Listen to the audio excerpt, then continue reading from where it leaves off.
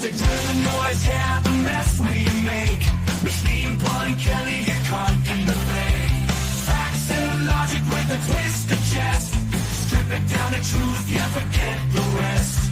Humor pulls the lies right out of the park. Look beyond the shadows that set the dark. Sparks of laughter fire up the night, bringing clarity when they blur the fight.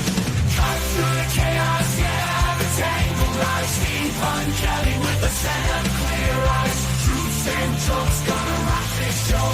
Step into light where the real facts flow.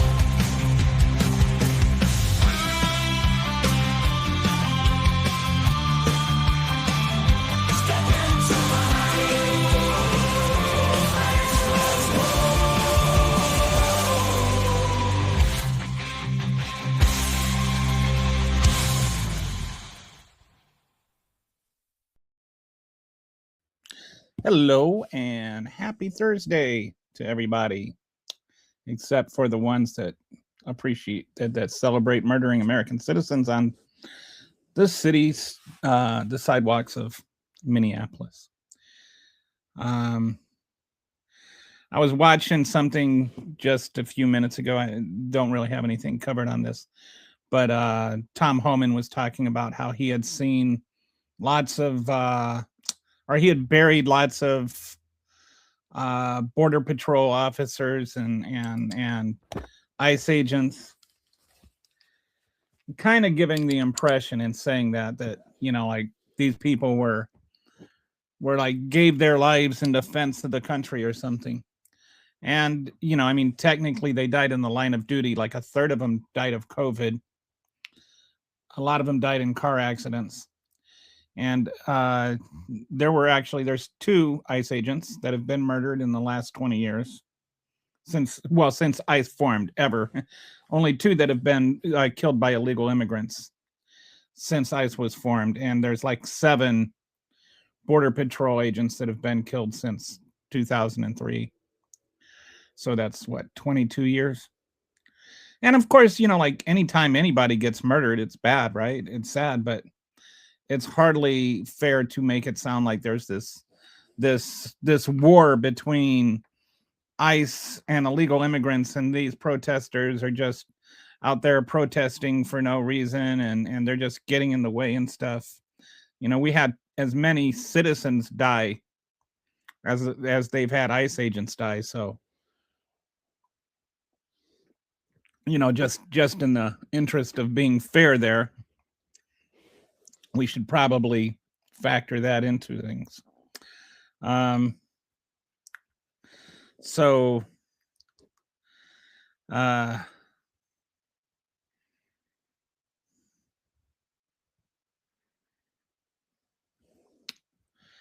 everybody doing? Anybody have anything they wanted to talk about today? Go ahead and drop a comment if you do. I got a little distracted last night, and I started having some fun. And I thought I would share my fun with you on the show today. I made a few songs. The lyrics are kind of mostly me, but I kind of rounded out by AI a little bit, and then the music was AI. So I wrote a Stephen Miller song, a Christy Noem song, and a Marco Rubio song. So I'll drop them kind of not all at the same time, but I'll scatter them through the show. We'll start with the Stephen Miller song. Let's see what you guys think. Prefer the darkness that I'm living in, but I prefer the darkness that I'm living in. Miller time, baby. Look at the hairline receding like the tides of peace. I'm drafting policies while I feast on the deceased. Pale skin glowing in the monitor light, writing executive orders in the middle of the night. Got a coffin in the office where I take my nap. Bloodless bureaucracy, I put the DC on the map. They call me Nosferatu in a cheap blue suit. Only drain the hope, yeah, that's my forbidden fruit. I'm a vampire Nazi, can't you see the signs? Check the widow's peak and the hardline designs. Sucking out the soul of the land of the free. Ain't nobody colder in the West Wing than me. Vampire Nazi, yeah, I live forever. Cruelty is the point, ain't I clever? I I don't need garlic to keep the folks away. Just a glare from my eyes turns the sky to gray. Spray on hair, but the hate is organic, causing mass hysteria. I feed on the panic. Immortality is boring without a little power trip. Got the immigration files in a tightened grip. Transylvania politics, American style. Signing deportation papers with a blood red smile. I'm a vampire Nazi, can't you see the signs? Check the widow's peak and the hardline designs. Sucking out the soul of the land of the free. Ain't nobody colder in the West Wing than me. Vampire Nazi, yeah, I live forever. Cruelty is the point, ain't I clever?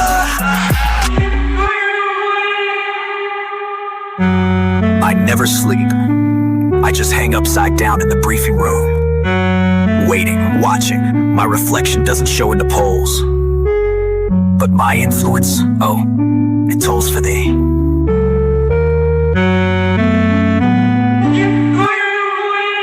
I'm a vampire Nazi, can't you see the signs? Check the widow's peak and the hardline designs. Sucking out the soul of the land of the free. Ain't nobody colder in the West Wing than me. Vampire Nazi, yeah, I live forever. Cruelty is the point, ain't I clever?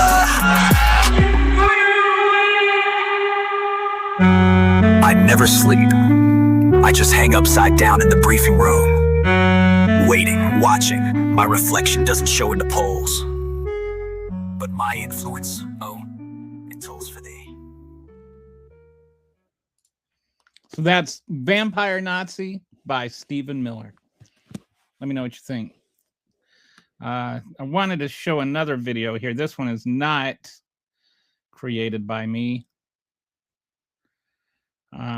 This is, I want to make sure I'm 2025, I was confronted by ICE agents on my July 10th, 2025, I was confronted by ICE agents on my way to work. I want you to understand exactly what that looked like. Not because I want sympathy, but because it exposes a crack in the law that must be fixed. I was driving to my job as a security guard at a licensed farm in Camarillo, California. Federal immigration agents were lined across the road leading to the farm. I identified myself as a U.S. citizen and a veteran, but that didn't matter. Agents smashed my window, sprayed tear gas and pepper spray into my car, dragged me out. I was choking on gas, unable to breathe, while officers shouted conflicting commands even after I complied. They pinned me down, one kneeling on my back and another kneeling on my neck, while my hands were already behind me. I was first taken to a Navy base where agents collected my DNA, and after that, I was taken to a detention center and held for 3 days without charges. No phone call, no lawyer, no medical care, even though my skin burned from the chemicals. I wasn't allowed to shower. So why is that? He was just going to work. You know, it's like I keep hearing from the MAGAs that these are all people, they're agitators, right? That's the new word, agitators. Only agitator I know is in my washing machine, or in my washing. Well, I don't even know if you have an upright washing machine. My old washing machine had an agitator. What is an agitator anyway? What's the difference between an agitator and a protester? A protester is somebody you agree with, and an agitator is somebody you disagree with. Like, this whole word agitators is just starting to aggravate me. It's a way of discounting somebody as a legitimate protester. So it's like you've got agitators and paid protesters and paid agitators now. I guess, you know, I don't know if there's like if there's like a hierarchy there. Like, if you start off as a paid protester and you move up to paid agitator as you get better at agitating. I don't know what makes somebody an agitator instead of a protester.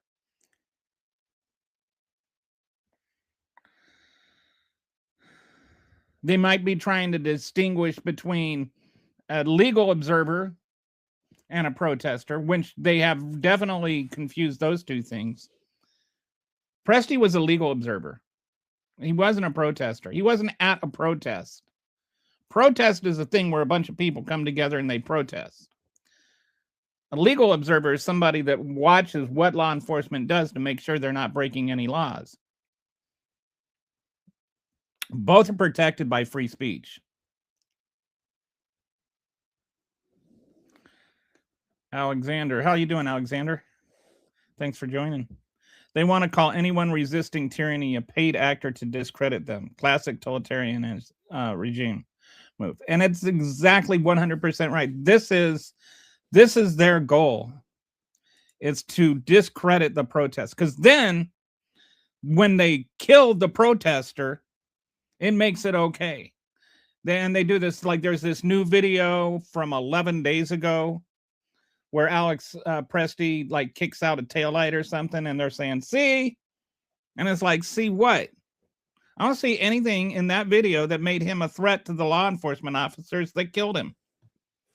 They keep trying to redefine the conversation. They tried to redefine it about Renee Good. Oh, she was trying to run him over. Then why was she trying to turn away from him? And then they sped up the video of the car leaving to make it look like she was like stamping on the accelerator. I mean, when you have to lie to make your point's a lie. You understand that.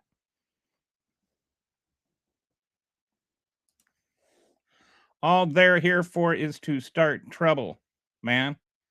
Holly's ICE agents need to go. Okay. Oh, all that ICE is here for is to cause trouble. You're right. I've got a whole slideshow I'm going to go over on exactly what the real thing is. Because today, I haven't even talked about what I want to talk about today. Today, the real story, the thing that we need to start talking about more. And just in case you didn't know, I think it's March 28th. There's another New Kings protest scheduled. Make sure you circle that on your calendar. Make sure you make the time available. And as I was saying the time before, if you do not everybody has the energy to go in March. Not everybody has the physical capacity to do that. You know, some people are older and some people are, have disabilities. So there are people that would like to protest but can't. All right. So if you can drive your car, here's what you can do. The people that are marching, the people that are protesting, they need food and water. So what you do is you go to the protest, put some food and water in your car, hand out snacks, hand out bottles of water. You know, make sure it's, nothing you baked at home or anything, just so that everybody knows everybody's safe. But, buy a bunch of Snickers bars and water bottles. Hand them out to the protesters as they're walking by. Give everybody a little sustenance. You can participate in the protest even if you can't physically march with everybody. But we need to just keep letting Trump know that this is our country too. He's not the only one that's allowed to have an opinion here. They make it seem like owning the libs is some sort of political win. Like, oh, if we get offended, that means they're right. Well, no, that's not the way it works. You guys ran around screaming, "Let's go, Brandon," for 4 years. We're not going to quit. We're not going to go home. We're not just going to hand over our country to a fat orange tyrant.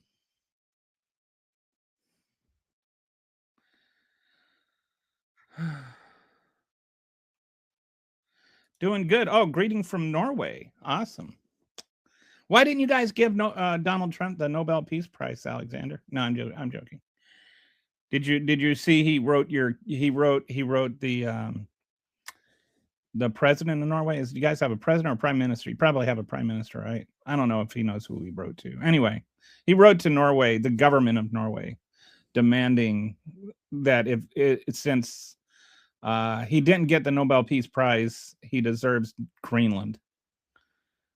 Like, I don't know how stupid that is. How do you guys do you guys look at us? Because I know Norway is like one of the nicest places to live in terms of just like education and healthcare and income, and like you guys have vacations and stuff like that. Do you guys just look at us and just go, do you feel sorry for us? Or I genuinely wonder. Like and subscribe. Yes, please do. Thank you. And if you're new to the channel, you can go ahead and punch that subscribe button. I guess I won't be getting into the U.S. for vacation purposes anytime soon with my recent comments on social platforms. My dad lives in Brazil with his wife, who is Brazilian, and they haven't been here since he won. They're not coming again. They used to come every summer and stay for like a month, and it was like just awesome. Now he's closing on his next birthday is going to be his 80th. I don't know if I'll ever see him again. You know, I mean, I hope he lives longer than Trump does, because then I might be able to see him again. But I miss my dad. But his wife is just too afraid to come here. Take an IFAK, not a gun. Dude, what does that even mean? I don't even know what an IFAK is, but what do you mean? Like you shouldn't bring guns to protests? Is that what you're saying? I am not a fan of what's going on. Europe is looking away from the U.S. for weapons deals and signing trade agreements with Asia. Hopefully the damage by Trump can be repaired. It's going to take a while. I lived in Europe twice. I lived in England for 3 years when I was a kid, and I lived in Italy for 2 years when I was in the military. I got around. Never got to Norway. I think I got to, I guess Switzerland would be as close as I came, or Sweden. Which one? Sweden's probably closer. I think Trump has turned into a big dictator. He is. I mean, and what we're going to go into this, like this whole thing about, all of this is just about getting ballots. Not ours to give, right? It's given by a private committee, right? Like there's a board or something. Let's go, Brandon, Prime Minister. Hello from the moon. Hey there. I like the hair. Hey, yo. Hey, Mac Truck 6666. How you doing today? Thanks for joining again. Mac Truck, do I just know you from Twitch? Because you're kind of like, I'm still got a fairly new Twitch thing. Are you on Blue Sky or Twitter too? Do you? Because I only have like 9 followers on Twitch right now. It's a scripted funded color revolution. What is the scripted funded color revolution? What is that? What does that mean? I don't understand what that means. What's the square kilometer per resident in Norway? That is a question that I don't know off the top of my head, but the Alexander might, or at least he might be able to look it up. Anybody can look it up. Oh, your dad is wrong for that. Well, are you married? Anybody that's ever married is not going to drag his wife to a country where she could get like thrown into prison for not being from that country. And not just because he's afraid of that happening. He's afraid of that I don't blame him. Put it that way. The U.S. got to buy the Virgin Islands among those islands at St. Andrews in exchange for Denmark getting exclusive rights to Greenland. Greenland belongs to the Greenlanders. Interesting. I did not know that. Guess we wanted the nicer climate.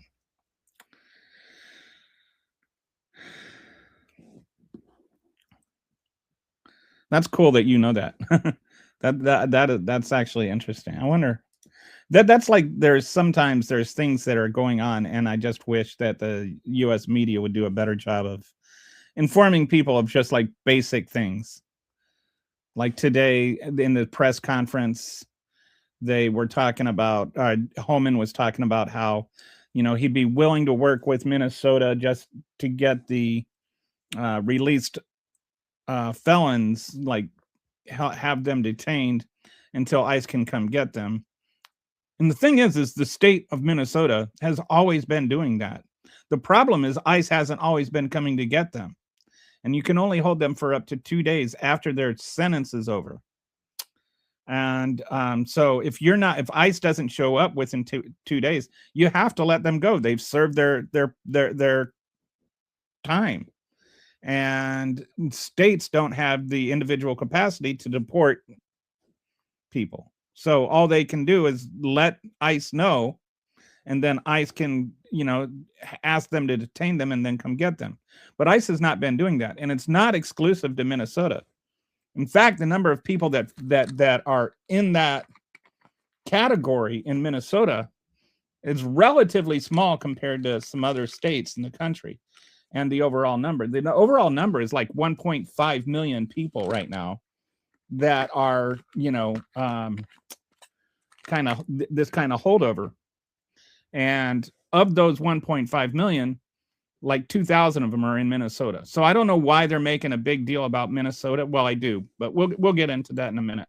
I just think it's interesting that the media doesn't explain what the basic core principles of these people are. They're like, I had to go in and research to find out, like, because anybody with a reasonable mind would go, why are convicted felons walking around on the streets that are illegal aliens? Like, I don't think I've never heard anybody say, yeah, that convicted murderer should be walking around on the streets.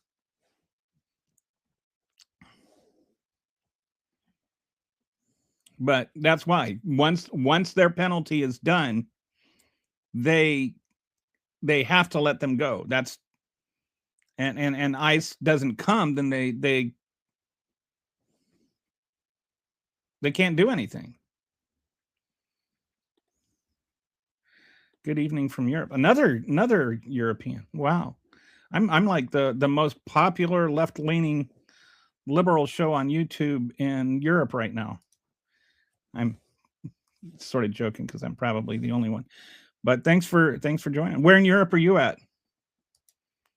We've got a Norwegian, and where are you at? I'm gonna guess Scotland. John Kelly, the Trump's White House longest serving chief of staff, said he believed that Donald Trump met the definition of a fascist. Yes, he did. And then they asked him what he meant by that, and he got really specific and really accurate in his specificity. I was in the military. I was in the military from 1986 to 1990. First assignment was at Lackland Air Force Base, which is also where you do the training. And then the second assignment was in San Vito Air Station in San Vito, Italy. It's over by Brindisi and Bari. San Vito was, or Lackland was kind of interesting because nobody wants to go to Lackland for their first assignment because that's like the only base where you go for basic training. But once I got there, and there were like, I was living in the dorms, and they had these like you'd have 3 dorms together, and then in the middle of those 3 dorms, they had these sand pits that you know with volleyball nets and everything, and so you kind of got to know all the people in the dorms around you. And one of the dorms next to me was where the TIs stayed, and so in the Air Force we called them training instructors, and so we just sit there and get to know them and everything. And they used to do this thing where like you're in basic training, and they'd like yell at you, like if you ever saw the which movie is it, Hamburger Hill or something, where the TI is the drill instructor is yelling and he's like funny. And they would practice their material on each other, and the whole idea is they would try to yell at you and make you afraid but laugh at the same time, because they were actually pretty funny. One I even knew one TI that went on to become a professional comic. But anyway, that was Lackland. San Vito was awesome. I loved San Vito. One of my favorite places I ever lived. I was in Sweden last week, company event. It's so pretty up there. We in Europe are building new agreements. And that's, I think the first time a lot of other countries and people in other countries were like, okay, mistakes happen. You guys accidentally elected an idiot. We'll let it slide. And then Biden came along and everybody's like, okay, now we're back to normal.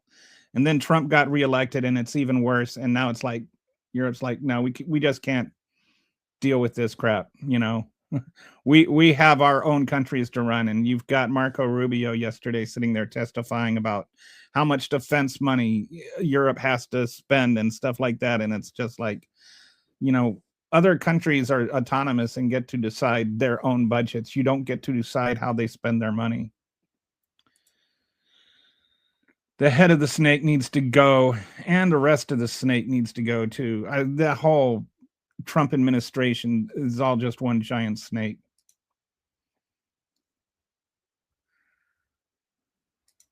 ICE-AIM is pretty good, huh? Well, I mean, we haven't really tested that, have we?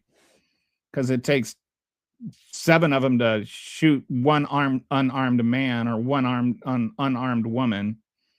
Like, it's hardly a test of courage and skill. What is the topic here? We are going to be talking about how Donald Trump is using the situation in both Georgia and Minnesota to steal the election in 2026 shortly. What conspiracy has recently become not conspiracy that we might talk about? There is no there has been no conspiracy that's recently become a not conspiracy. There's just another conspiracy wrapped around one conspiracy if you're talking about Georgia. But there's no new evidence in Georgia that proves anything. Treaty from 1916 that Trump denies. Trump denies anything that doesn't have his name on it. Trump will pardon Diddy. He probably will. But only after Diddy pays him. I don't think it's only racists. I think a lot of black people that aren't racists think Diddy should be locked up. I think a lot of his victims think he should be locked up.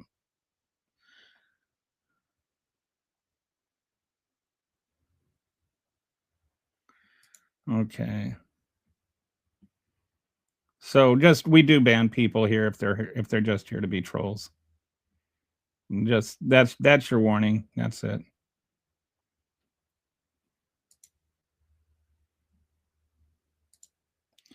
I think Trump wanting to bring ICE with him to the Italian Winter Olympics tells us that we need to know about Trump treating them as his personal army. I was thinking about there's an irony here, because since you're not in Europe, you may not be aware of this, but every time there's some sort of weather tragedy that besets the United States, like there's a hurricane or something, then there will be hang on, I'm getting rid of this troll.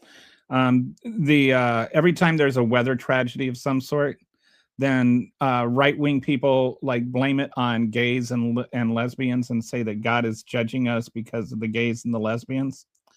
And I just think it's funny that when God literally judges us with ICE, while ICE is besetting our streets and murdering our citizens, nobody thinks that maybe God is trying to like punish us when the line is like one dot to another dot. You don't even have to gyrate to find it out.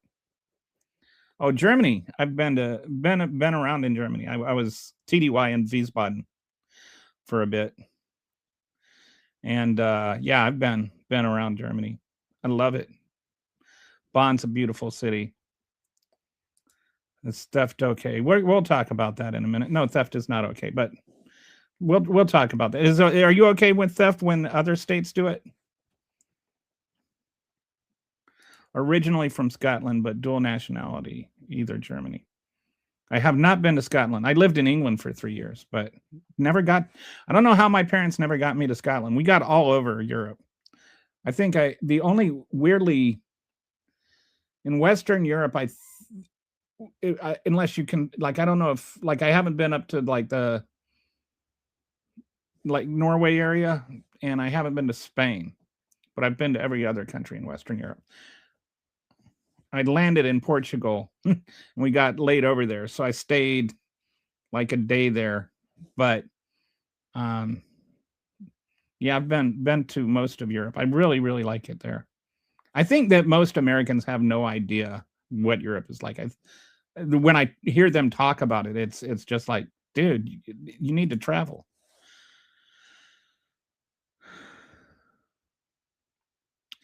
Some idiot said, "God bless ICE," while this Gestapo is murdering American citizens and tear gassing preschools. I think that's the guy that is now no longer a part of this chat and never will be again. Project 2025 is essentially the Germans' 1930s politics for dummies. There are so many comparisons. And it's like, and people will say, "Oh, well, we haven't killed 6 million Jews." And it's just like, yet. I mean, and it's like, if not killing 6 million Jews is your bar, then your bar is a little too low. Do we have a common shared sense of morals? I would like to really have that discussion with you, because I think we should, right? But who defines what that shared sense is? Like, do you think that children should be taken away from their parents?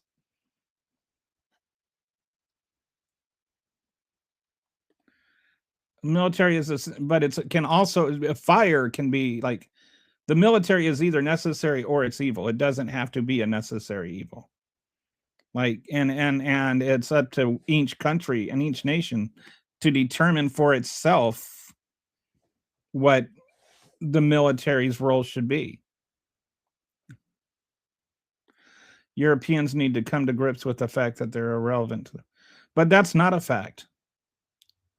The thing is, Pablo, you need to come to grips with the fact that the rest of the world does not exist to make America first. Yes, Biden was normal. Yes, the one that you call Dementia Joe while you're sitting there advocating for the guy who can't even remember the name of the drug dealer he pardoned. Sweden makes the best AA Bofors. And oh, did I say that right? Sweden is I was only 10 when I was there, so I don't remember too much about the alcohol.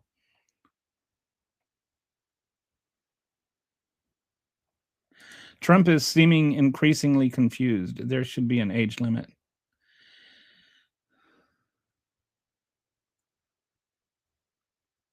I that would require a constitutional amendment.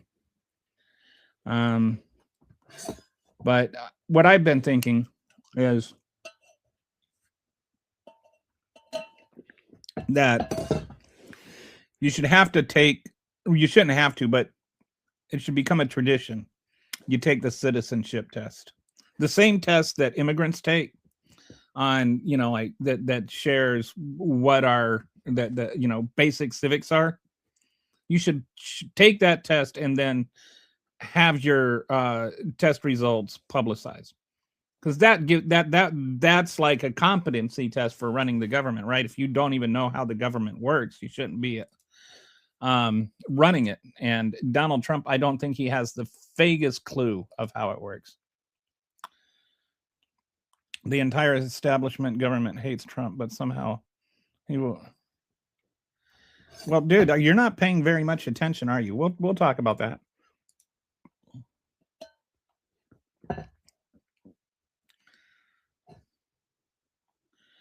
All right. Banning speech sounds fascist. Nobody's banning speech. Banning users from a channel. You can say whatever you want, but you can't say whatever you want in my house. I also have a right to my own house, right? So if I wanted, I can't go to your house and just start screaming things. You have authority over your own surroundings. What did I eat for dinner last night? I had a turkey sandwich made on my homemade bread. I make my own bread from fresh milled flour, and it's just delicious. Man, all the MAGA idiots, the real Americans in the chat would be fine with that. All right, so we might move on to the second song here. Agreed about Bonn. I live nearby. Plus, my dad was RAF. Oh, best in West Berlin, as my dad was British military intelligence working with GCHQ and NSA. Ah. So I'm 58. Would I be about the same age as your dad? I don't know how old you are because you just look like a phone. I would eat a month of paychecks. That is a hell of I would bet a month of paychecks that Joe Biden is a hell of a lot more cognitive than Trump is. I promise you. Oh, I absolutely agree with that. Donald Trump, people think that just because Donald Trump says a lot of words, he says things. But the things he says, I mean, I never heard Joe Biden talk about how water ruins magnets or just a host of incredibly stupid things. Wow, over 100 countries, dude. I've been to 36, and I thought that was a lot. You must do traveling for like part of your job or something. I love traveling. I love going to different countries. You know, and my favorite thing to do when I go to a different country, let me know if you do this too, but at some point I got in the habit of everywhere I go, and it's like most countries are like the US where different regions have their own favorite food, but I always go and eat like whatever the comfort food is in that place. Usually it's cheap and it's yummy beyond belief. You know, so I don't always buy the most expensive thing on the menu. I buy the thing that the guy in town is going to buy. You know, if you go to England, you get fish and chips because that's what people in England eat, because that's like the only food in England that's good. Of course, when I was there, Indian food wasn't popular. Now I think it's butter chicken is the thing. At least the kids in the preschool will make hardened protesters. Yeah, sadly.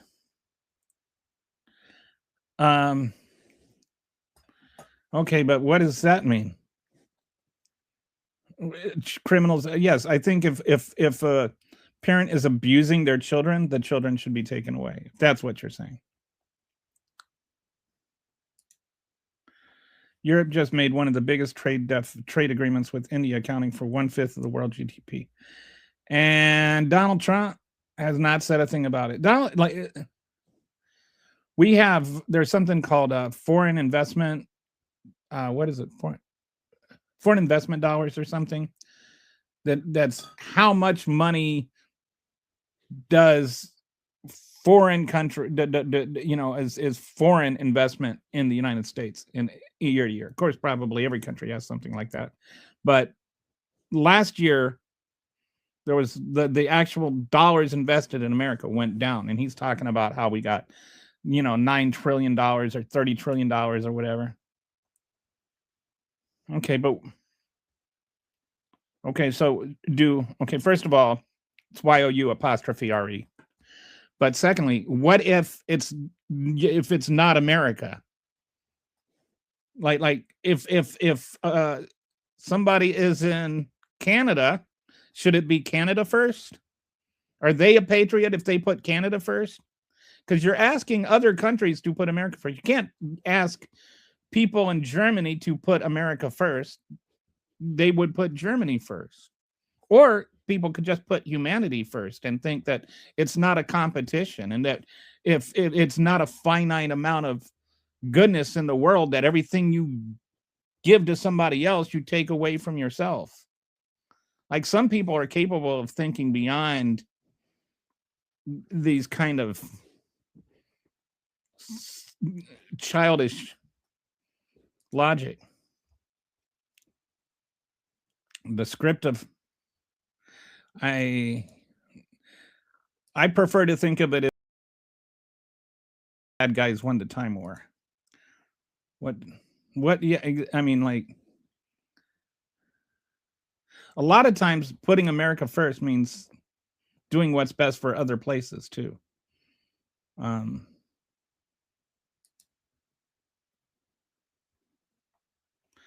was attacked in my own house with electromagnetic. Was it a 5G thing or?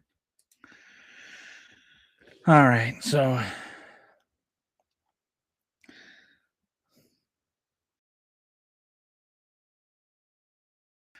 no, I'm. Oh, so yeah, you're So we're the same age, and our dads are the same age. Wow. So I was actually, I was in England from 74 to 77. And I lived in Liberia from 83 to 84, but briefly went to Germany to visit our family went to go visit a family in Germany in Christmas of 83. Okay, what does that mean? Okay, so here, let me ask you a question. If undocumented immigrants that are, contributing to the United States, if that actually helps the country to have them here doing these jobs, which it does, according to all kinds of studies, is it America first to deport them? If they are actually making America better and helping America, how does deporting them, how is that America first? Traveling has been part of my job. Yep. The comfort food where they have the biggest queues from locals. Yes. That's another thing. I will do this if I'm in I'm in Texas, right? And so if I go to somewhere I don't know, I'll be driving around. I'll look for where all the all the people that look like they work for a living. I'll look to see where they're going to eat, and I'll go there. Always go where the working man eats, because that's where you're going to get the best food. The only English food that's good, that's incorrect. Okay, it was a joke. But it's close. British fish and chips is really good. I will say that. People have been making excuses for Trump thinking he is playing 4D chess. He plays 4 dementia chess, when in reality, it's just the ramblings of a crazy person. If he wasn't born into wealth, he'd be spitting at people on a corner.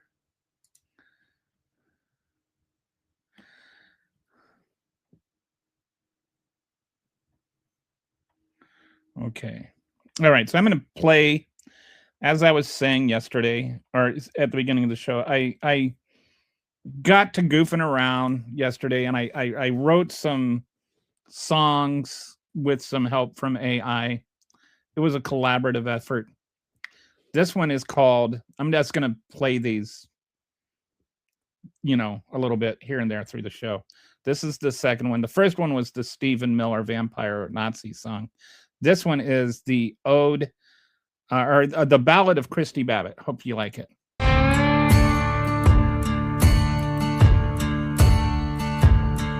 There's a farm out in Dakota where the wind blows cold. A story about a puppy just a few months old. Cricket was a pointer, wild and full of play, but he ruined the hunt and had a real bad day. She dragged him to the gravel with a heart of stone. Said he was untrainable, better off alone. One shot echoed in the afternoon and night. She cleaned up the mess and she slept just fine that night. Yeah, she's tough as nails and cold as the clay. If you don't fall in line, you're in the way. From the backyard fence to the border wall, she doesn't lose sleep when the bodies fall. A trigger finger itching and a steady hand, ruling with iron over a promised land. It ain't just the dogs that she's looking at now. She's got a mean expression in her furrowed brow. Looking at the strangers crossing on the wire, talking about force and solving things with fire. Says there's danger coming from the southern side, and there ain't no place for a soul to hide. Even folks in town better watch their tone, or they might end up in the pit alone.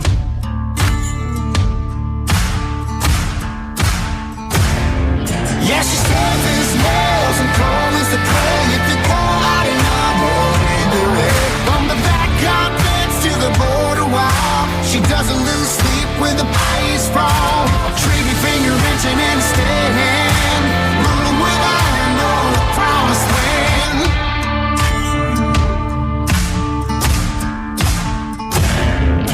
She tough as nails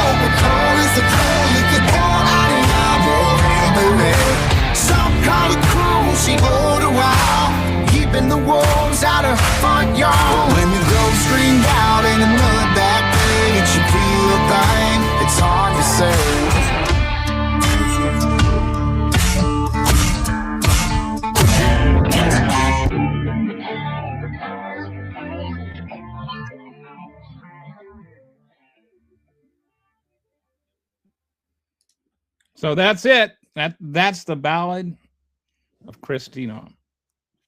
I thought it was funny. Anyway, didn't get any reaction. So maybe these aren't as funny as I thought they were. So all right, we'll go on to something serious then. And we've kind of alluded to this a little bit a couple of times. And so now I'm gonna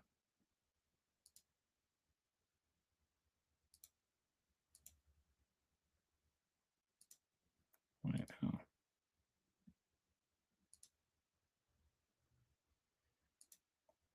why can't I get this? All right.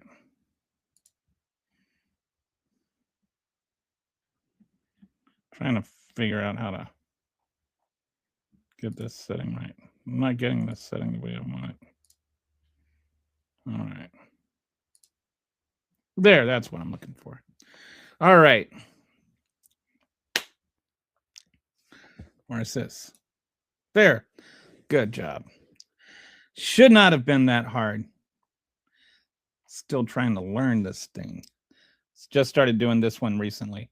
But I wanted to go through and talk about the whole Minnesota fraud thing. Because remember, the entire pretext of the ICE agents being sicked on the state of Minnesota is just 100% based on this notion that there's all this fraud in Minnesota that was based on this Nick Shirley video.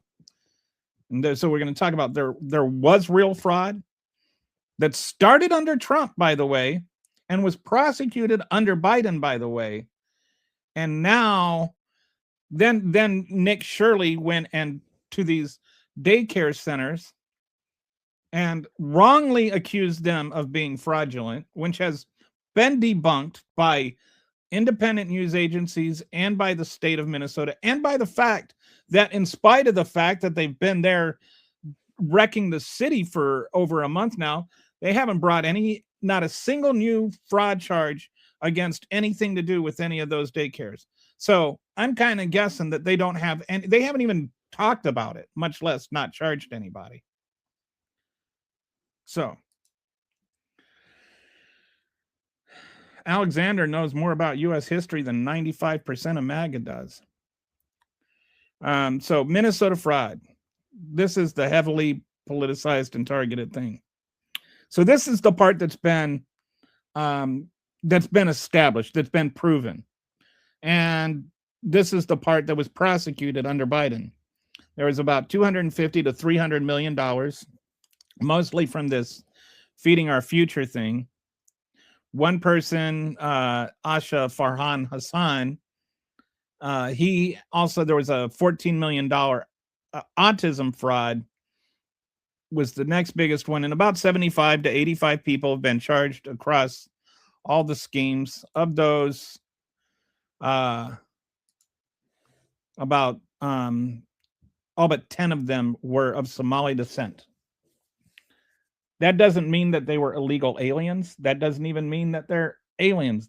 Most of those Somalis are not only citizens, they're not even naturalized citizens.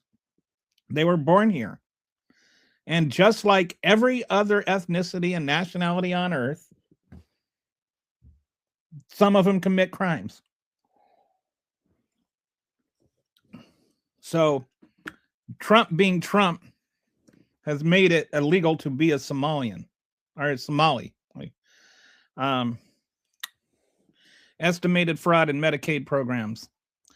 So now there's this new investigation thing that's going on where Thompson, who's the U.S. attorney overseeing it, said there's possibly $9 billion across 14 high-risk Medicaid programs over 7 years. So that's possibly up to over 7 years. So there's nothing definitive there, and that is the only source for anything that says it could be that high. The actual number that has been proven is closer to 350 million, not 9 billion. People keep using this number 9 billion, and it's only one quip by one attorney as it could be this high. And we act like, oh, and of course, the way MAGA operates, now it's like at least $9 billion. And, the numbers keep going up. Actually, what we know for a fact is 350 million, maybe. And it's still a ton, but we'll get into that. And nobody is excusing any fraud at all. Like 1 million is too much. But that was already prosecuted. Nobody is saying we shouldn't prosecute it. What we're saying is that we shouldn't be running around the streets of Minnesota capping people in the side of the head over something that's already been prosecuted. So who is actually involved? Right about Rick Scott. And we're going to talk about the other frauds that have not gotten the media attention, that this is new fraud. So about 0.12% of Minnesota's Somali community is about 80 out of 63,192 people that were involved in the fraud. That's like if you go to like some motorcycle gang in, one of these cities that the motorcycle gangs live in. And so you get like, this motorcycle gang has 70, 80 people in it. And you just make the whole city, everybody in the city is a gangster, a motorcycle gangster. Just because they're white. Almost certainly not the 705 TPS holders Trump targeted. So there's one of the things that really makes me mad is when people say, oh, they should have thought about that when they came here. Well, when these TPS people came here, they came here legally. Then the legal status on which they came was stripped away from them. It's like if you tell somebody, you hand somebody a ticket on a flight, and then you get halfway home, halfway to where you're going, and you take away their ticket, and then you say, oh, you don't have a ticket, and so you throw them out of the airplane. That's the logic of what Trump is doing. They came here legally, and then you're taking away their legal status, and so you're throwing them out as though they did something wrong. But most of the people that are here, or most of the Somali people are not even here illegally. Most of the ones that were involved are actually, all of the ones that are involved are citizens. None of them are even immigrants. And in fact, only 23 out of the thousands of people they have arrested since sending everybody over here, only 23 Somalis are among the thousands of people they arrested. And we don't even know if those were if they were people that were here illegally, or if they were TPS people that he just stripped away their status and made them illegal. So and this is like devastating the city of Minneapolis. The economy of the city of Minneapolis. Approximately 80% of the immigrant-owned businesses along the key corridors closed in a single week. And not every immigrant-owned business is an illegally run business or run by illegal immigrants. There's a Lake Street business, which is really, if you're ever up there and you don't have Gestapo patrolling the streets, there's some really nice places to eat there for like really like decent prices.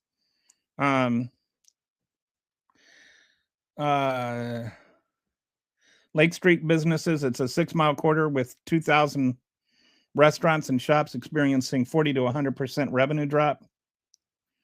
Sales have dropped 50 to 70% before Christmas, and many at zero revenue by mid-January. So the impact of these ICE raids is devastating on the entire metropolitan area, including, by the way, the 98.5% of people that are legal residents. Latin businesses in Northeast Minneapolis lost 50 to 80% of revenue, including the ones that were legal residents. I don't even want to look at the comment section because I know there's going to be MAGAs that are going, well, they shouldn't have been here illegally. 1/3 of Minnesota's small businesses on the verge of collapse. Hang on. Economic disruption compared to this is comparable to what happened in COVID-19. But the federal government is not even reporting the damage that they're doing by this draconian thing that's all built on a lie. All of this is happening because of the pretext of this Somali fraud that isn't real. The Somali fraud that is real has already been convicted. All right, so hang on. I'm going to get back to this in a second. I'm just going to go through your comments and see how many of them are. Okay. Hey, Kitty. How you doing, buddy? I had to take my claws out for one person. Host, are you brainwashed? No, I am not, Vernon. Medicaid is just beginning of the tip of the iceberg. There's the daycare is obviously fake. There's transport. Okay, then prove it. What does murdering people on the citizens on the streets of Minnesota do to help that? None of the things they have done have proven any fraud. Like, this is just, this is what I was thinking about. This is my frustration with MAGAs. Is like, if you know how to do a magic trick and you watch them and they're like so duped and amazed by the MAGA trick, and you're like, no, you've got to watch his other hand, and then you point what the magician is doing in his other hand. And the MAGA's like, no, you've got to watch what's happening with his other hand. They're so hooked on the trick that if you show them how it works, then you're lying and you're fake news.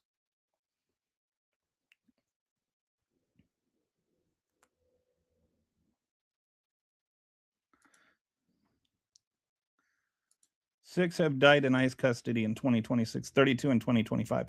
And that's the most since, I think it's the second most in the history of ICE.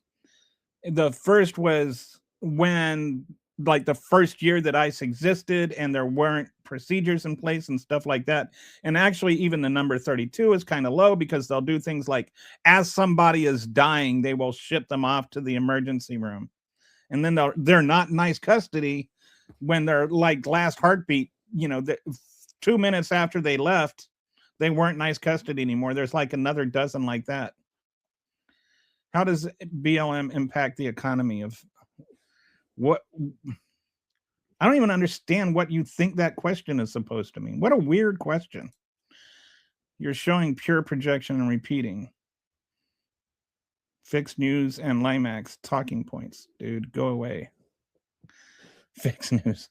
I call it foul news, FAUX news. I don't think I'm the only one that does that, though. You love being a bootlicker.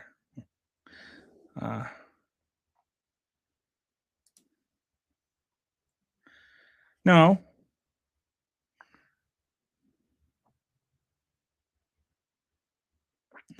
Yeah, and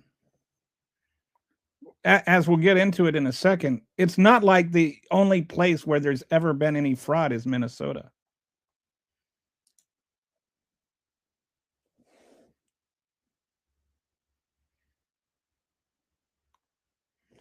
Right. 23 Somalis. And we don't even know what they were arrested for. We just know that nobody's been charged with anything to do with fraud since this whole fiasco started. It was a political attack, which that's exactly right. And we know that because what's the thing they wanted? What's the thing they wanted? What is the thing Trump said? Give us your voter polls. What's the thing that Minnesota and Georgia have in common? It is that he's going after the votes. He doesn't need to worry about winning the 2026 election. Because the 2026 election, he's trying to steal.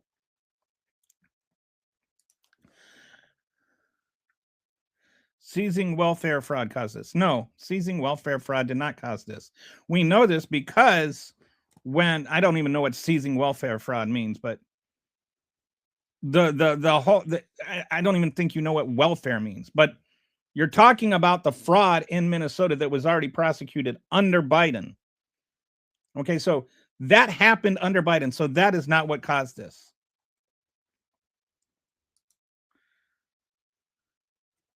Hey, Kelly, you're better than me that you will continue to argue with MAGA. Honestly, dude, I'm glad that today there's a better balance. Like the trolls. Thank you, Kitty, so much for filtering out the trolls. I've been like, sometimes I don't even want to, like, I was just dreading coming on today and having more reasonable people like you to like actually confirm reality is there and squares are square and circles are round. Like it just, I keep hoping that at some point some MAGAs will go, geez, circles don't have angles. Trump only loves two things, himself and money. There's like, I wonder if he loves Melania. I don't think so.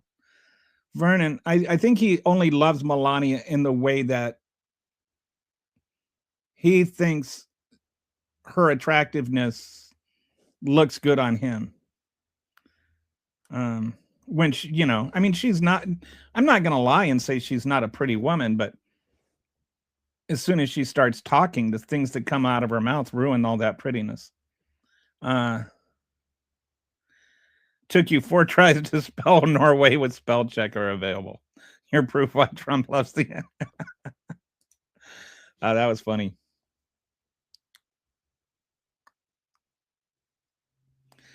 The Minneapolis mayor is in New York trying to stir up the same problems he has in his own city, telling them it's coming. Is Mayor Fry in Minneapolis? Because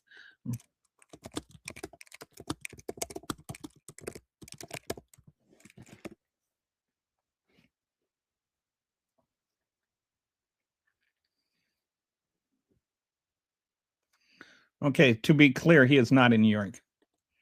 And he's not trying to stir up anything. There's a mayor's conference going on in Washington, D.C., and he was in the mayor's conference in Washington, D.C., along with a lot of other mayors. That's why they're called mayor's conferences. And he's not trying to stir up anything, dude. The one that's trying to stir up stuff is the guy that's sending the ICE agents in.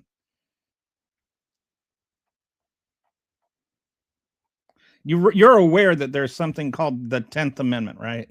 That what Donald Trump is doing there is, in fact, unconstitutional.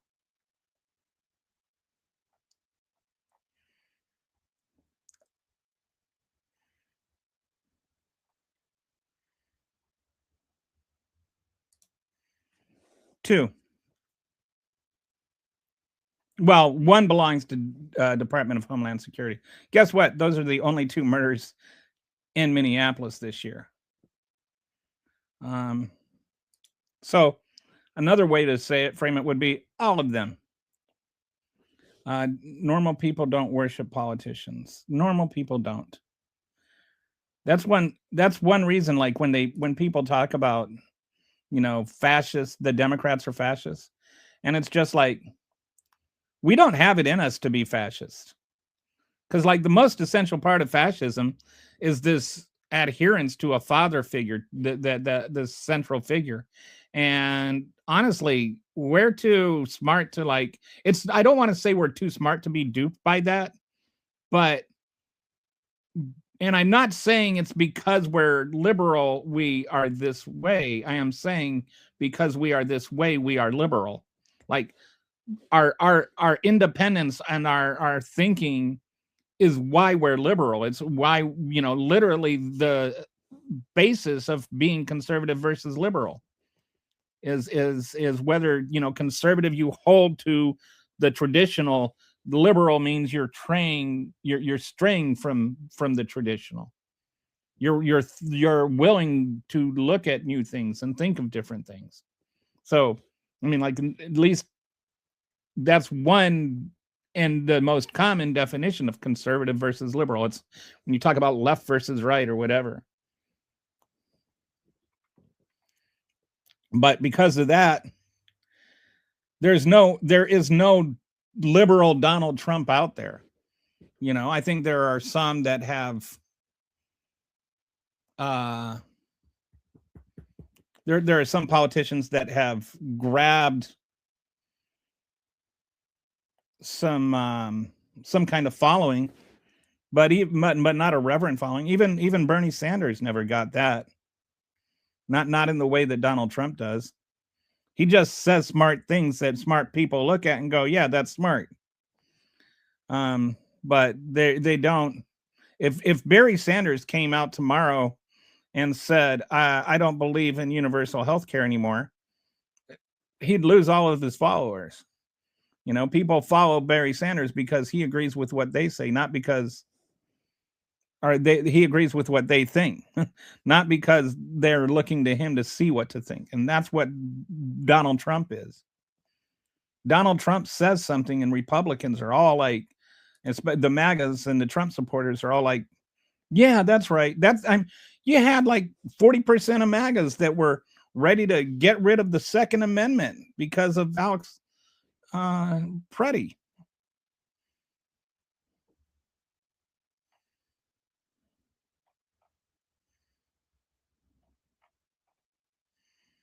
Wow.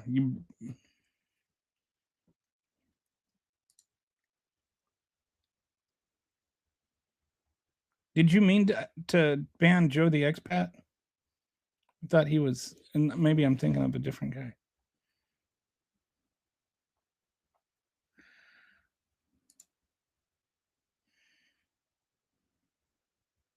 And people, but nobody's calling easily people trolls.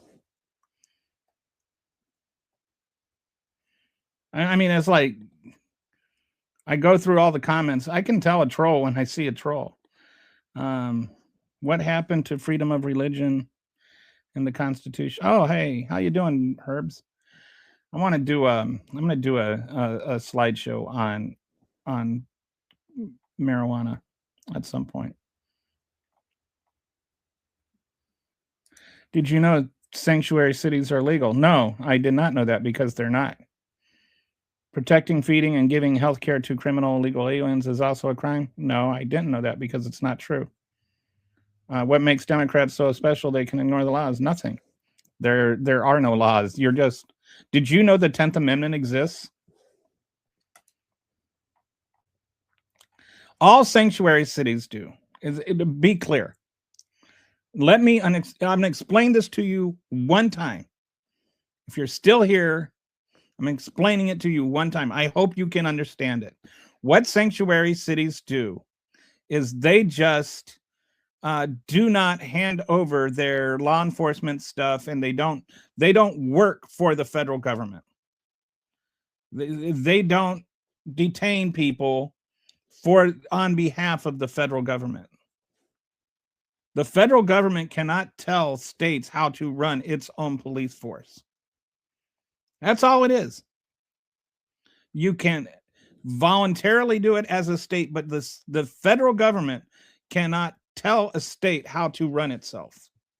That's the whole point of the 10th Amendment. That's the whole point of federalism. And it's like, there's something that when you look at any kind of constitutional law and any kind of interpretation, you have to look at it as precedent. And so it's like, if you do this principle here, then that principle has to apply everywhere. Because in principle, then, if the federal government can tell the state government how to operate its forces in that way, then it can operate it in any way. It can do the same thing. So imagine if after January 6th, and then the Biden administration had commanded every single state police force and local police force to go after January 6th defendants and to use, to do it to the maximum, like had to force the entire the state police force to go after January 6th defendants and to cooperate in the manhunt. How do you think that Fox News would react to that? How would you react to that? But that's the same principle. And that's what I mean. You have to look at principles here. So if the federal government can tell the state how to use its police force, which is what you're advocating for, and you're just dressing it up by calling it sanctuary cities, that's all that means. Yeah, we can get rid of that guy.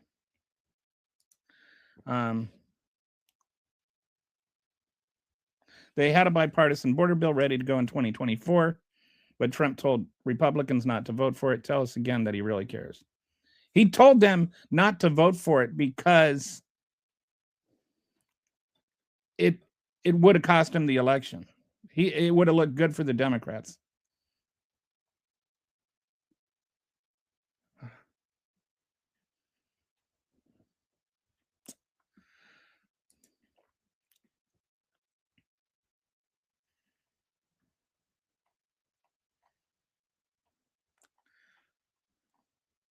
So he says, what's your excuse for ignoring federal government enforces federal laws? That's it. I don't need an excuse.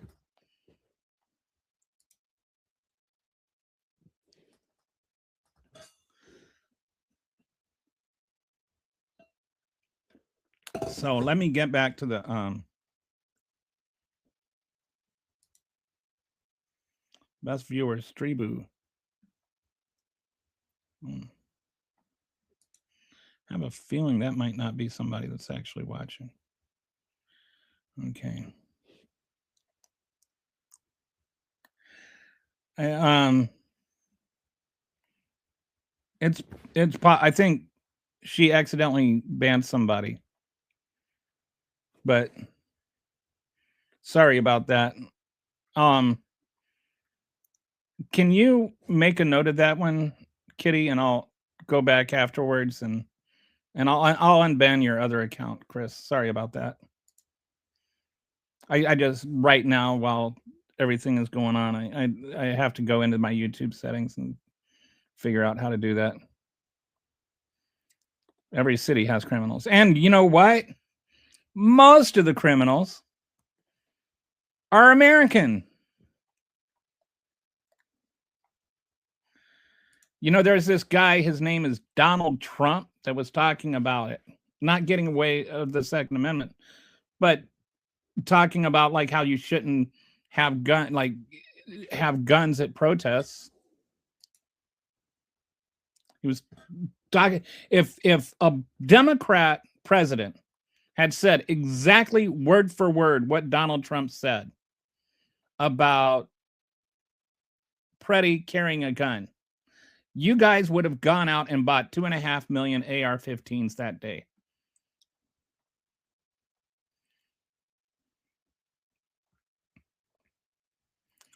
Do you know around 70% of kids in high school can't read and are going outside to protest instead of learning? Well, why do you think that like it's not learning, Chris? First of all,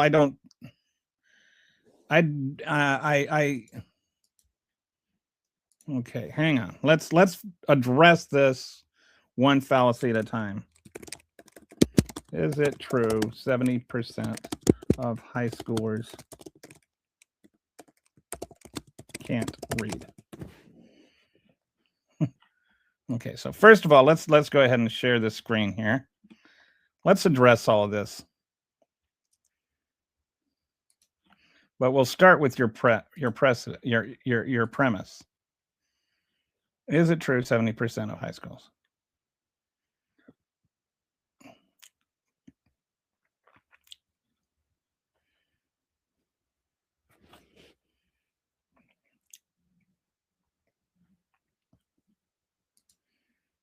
So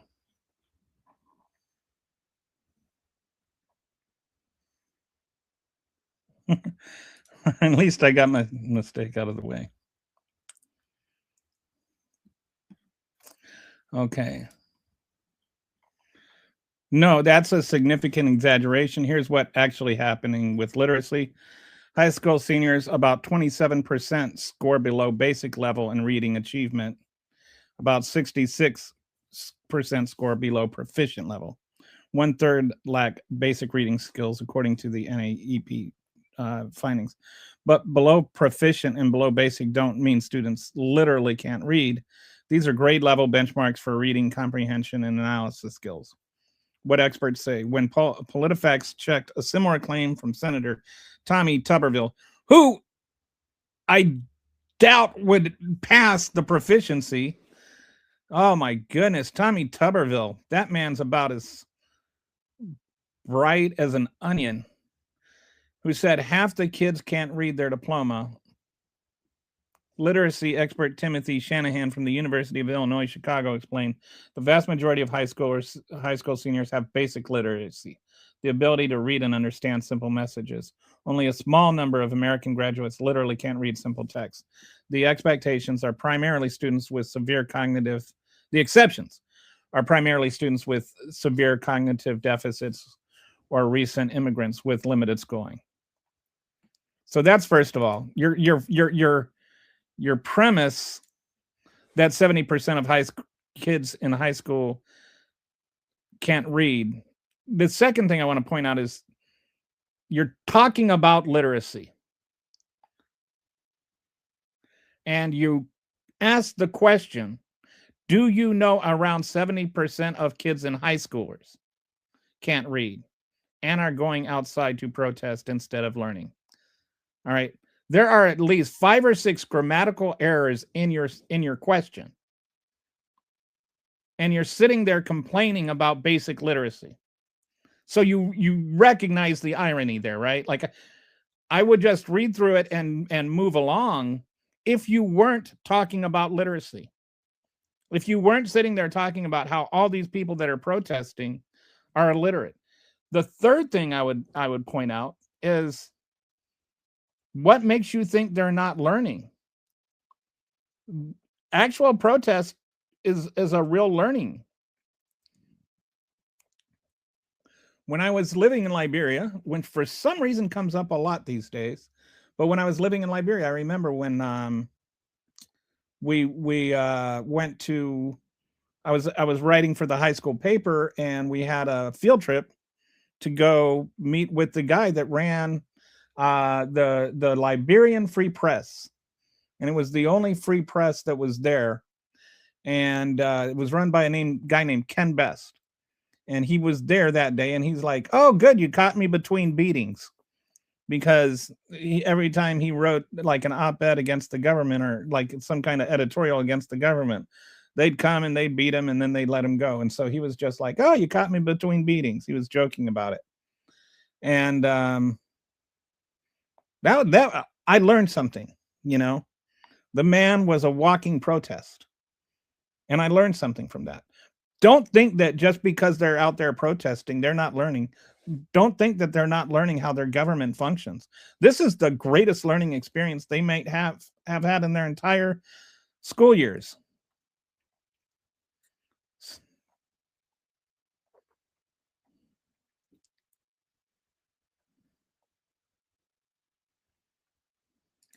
"96% of all statistics are made up by morons." Abraham Lincoln. His source for that was the internet, by the way. Then Trump should use the FBI to help ICE deport all of the That's not how it works, Mike. That's not how anything at all works. The government, the federal, each bureau has a purpose. Each investigative force has a purpose, and there's money allocated for that. And they have to do those things. If you use the FBI to deport illegals, as you like to call them, or criminal illegal aliens, if they're using ICE to deport or FBI to deport them, then FBI isn't doing the things the FBI is supposed to do. That means that those things aren't getting done.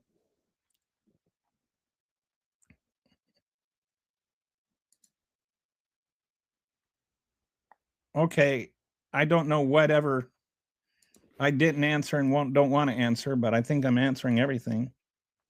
And I don't think I've told any lies. No, we didn't want a powerful central government.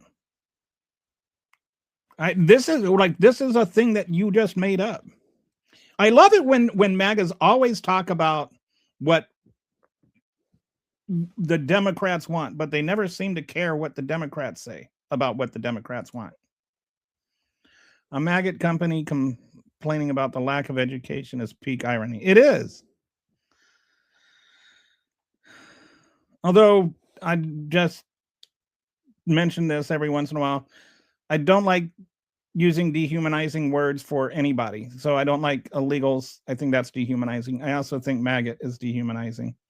Maggot is okay. Trump supporters okay, but please don't use the word maggot because I'm a equal opportunity. Don't dehumanize people. I'm hoping others that haven't fallen for this crap might read it and make them think a little more before jump. Okay, I'm hoping that you could actually think. I mean, honestly, Mike, this is just an ad hominem attack. You're not actually engaging with substance here. Do you have substance? You came up with a statistic, which I looked up because it sounded kind of suspect, and it turns out to not be true.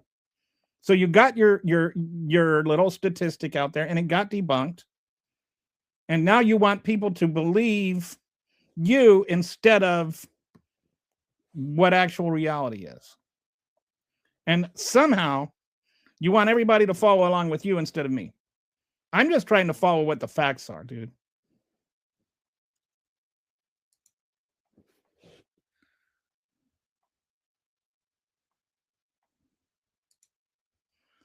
Teacher, are you giving up switching corners because they aren't allowed to teach babysitters for kids with a 90-second attention? Are you giving up? Well, teacher, are you giving up and switching careers because they aren't allowed to teach babysitters for kids? I did do. I don't think I ever did a show on this, but I did do some research on it and do a couple of whiteboard videos. There is a issue with education declining. Patsy, are you there? Can I pop you on for a second? Okay. So I have a trivia question for you. You're the person, and you might know the answer. Okay. What is the biggest cause for the drop in test scores in high schools? There's a really strong correlation. The reduction of critical thinking training or screen time? Yes, bingo. The invention of smartphones. Okay. Ever since smartphones got invented, test scores have started to decline. And the more popular smartphones get, the less you have. So and schools that have done things where they've like taken away your phones during classes and stuff like that have seen the test scores go back up. But that's the number one thing is that makes sense. Is screen time. So I thought you would know. So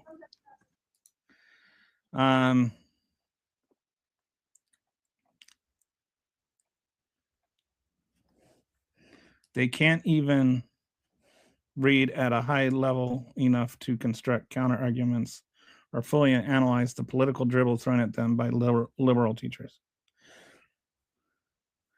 Okay, give me an example. Give me an example of that. I mean, this is the irony here is really impressive. That it's you're saying that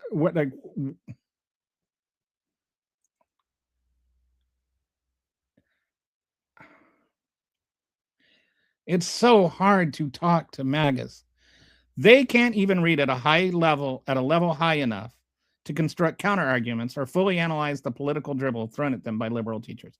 So you're saying that the high school kids can't come up with a constructive argument to defeat the liberal teachers, which is an example of somebody not coming up with a substantive argument to counter a liberal argument. If that's the case, that they're not smart enough to do that, you're not smart enough to do that. All you can do is just make up something. What is your substantive argument, Nobbit? Gun sales only go up when a Democrat is elected president. Yes, they do. That's because every time a Democrat gets elected, the NRA starts talking about how the Democrats are going to steal all your guns, and they're gun grabbers and all of that kind of stuff, even though no Democratic nominee for president has ever had anything in their policy about taking away anybody's guns. But Donald Trump, he was talking about things like, he shouldn't have had a gun there, and he had some stuff. Even the NRA reacted to him. Was you in a public school? Were you in a public school in Oklahoma, Alabama, Mississippi, or Arkansas?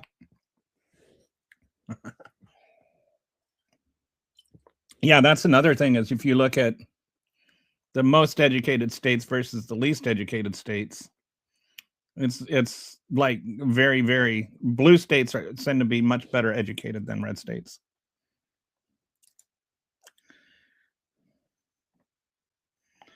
More important than what? And why? And who's to say they can't read? I mean, this is all so you made an argument, you got it, you got dunked on, and now you're just coming up with nonsensical ramblings. Okay, so you're a Minnesotan, born and raised. Did you learn to read and write in school? So you're literally in the state where you're complaining that nobody knows how to read and write. 70%.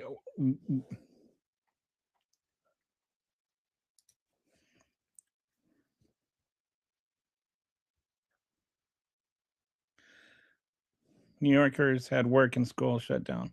And all of this is not instigated by liberal politicians. It's instigated by Trump. Why is he sending in, again, going back to what we were just talking about, Donald Trump sent in 3,000 ICE agents into the city of Minneapolis on the pretext that it was some kind of, going to get all those Somali illegals that were committing fraud. And they've gotten 23 Somalis, none of whom have been charged to do with anything with fraud, and none of whom we know are even here illegally. It's my other kitty, my second kitty, actually my third kitty. My first kitty is Huggy Bear. My second kitty is Resistance Kitty, and my third kitty is Rainbow Kitty.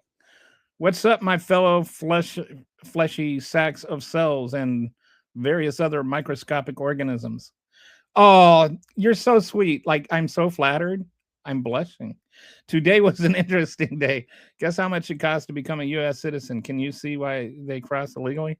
Oh, is there something new about that? Is there like a did they have the Immigrant Express card now, where it's like $100,000 and you can get moved to the front of the line? You're not being called stupid. You're calling everybody that went out and protested stupid. You're the one calling everybody illiterate.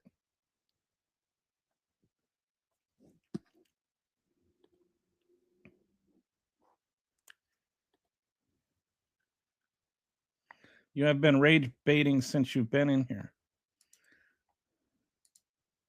Okay. Chris, yes or no? Did I look objectively at your claim that 70% of students are graduate and high schoolers are illiterate? Did I look at your claim or not? Be honest. You can't sit there and act like I'm being cruel to you or mean to you just by looking at your argument and debunking it. How far do you think your experience in protesting is going to get you in a future job? You must be kidding. Maybe people that are protesting aren't doing it to get a job.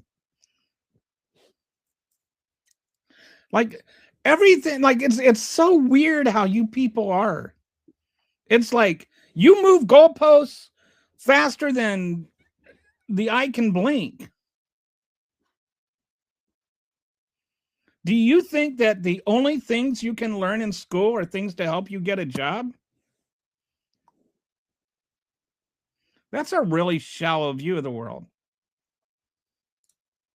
And CRT, oh, CRT, we got a CRT mention. I don't know if that was a joke or what.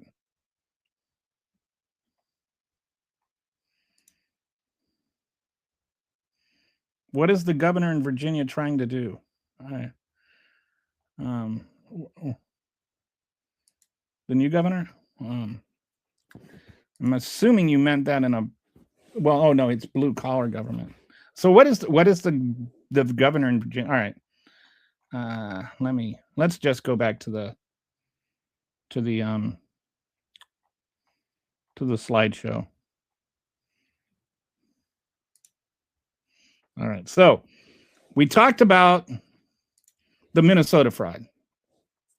And we showed it's like maybe 250, 350 million if you add on the other 100 million. And the guy says that it could be as much as 9 billion, but that is seriously in terms of actual confirmed fraud, it's more like 350 million.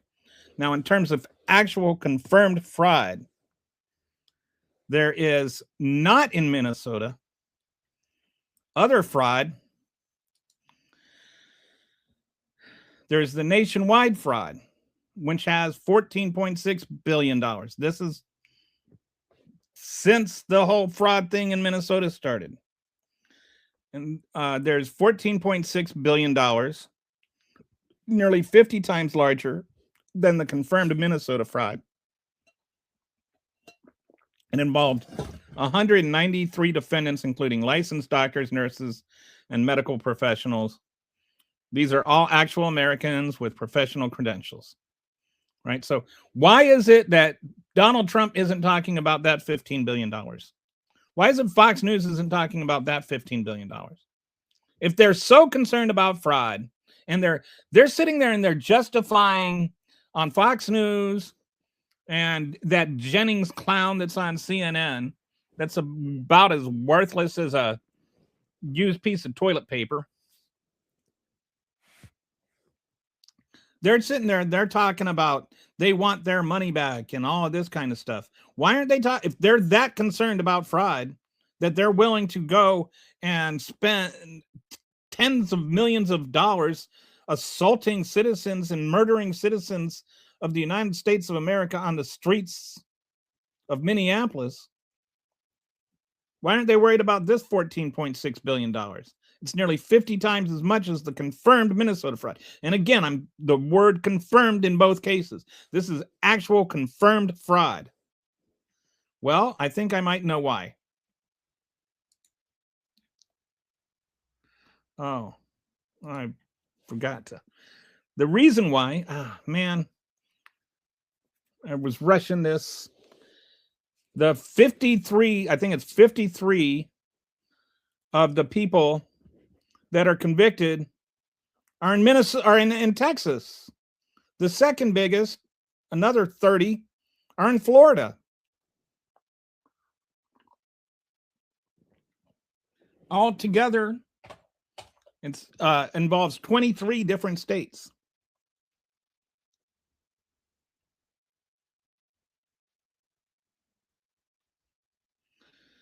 So why do you think that is? Why do you think that They're not talking about the red state fraud. Why are they only talking about the blue state fraud? Because it has nothing to do with fraud. The real fraud is that they're investigating fraud or that they care about fraud. You don't need to send in 3,000 ICE agents to investigate the fraud in Minnesota. Even the Somali thing that Nick Shirley lied about. You don't need to send in ICE agents. You need to send in accountants. You need to send in prosecutors, not thugs.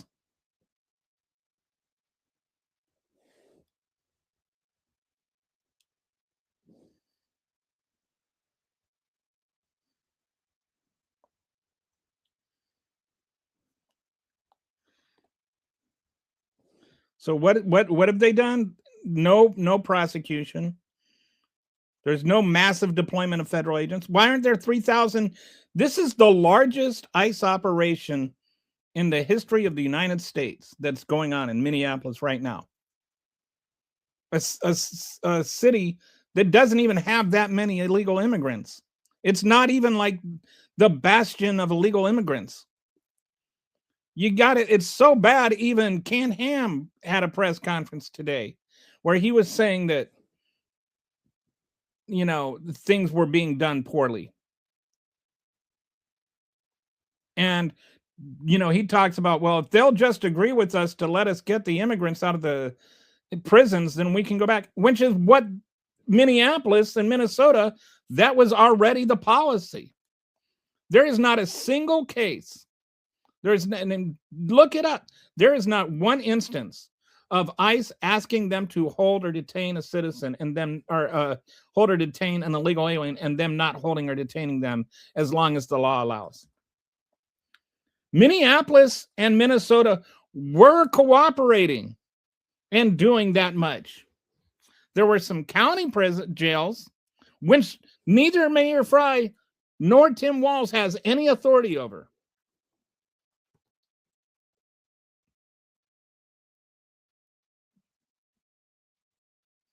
So why? Well, I think we know, right? Donald Trump said, give me your voter polls.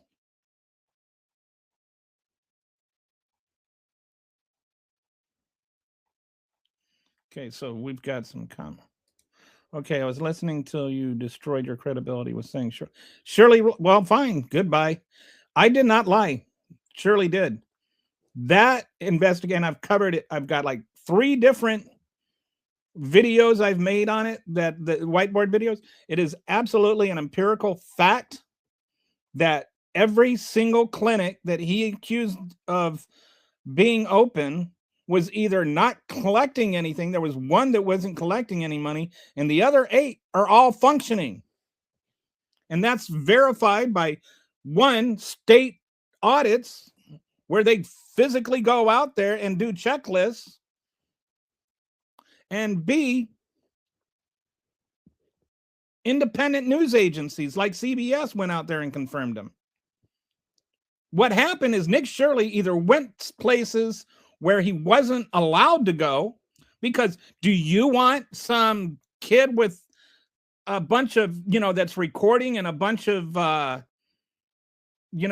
people that are all running around and wearing face masks and stuff like that? And you've got a daycare center and you're supposed to just let these thugs in? Or do you want to protect your children? Again, I talked about precedent before. You've got to consider consistency. Do you want just any group of thugs to go up to a daycare center and say, let me in? Some of them, they wouldn't let them in because they shouldn't. They've got the safety of the children in mind. So some, they just didn't let them in because they shouldn't let them in. And then some, he went there when it was closed. It wasn't during business hours. So yes, absolutely, you can leave and cry about it, but I am being accurate when I say the Nick Shirley claims have been debunked. And if you were the least bit curious, you would look it up and find it out for yourself.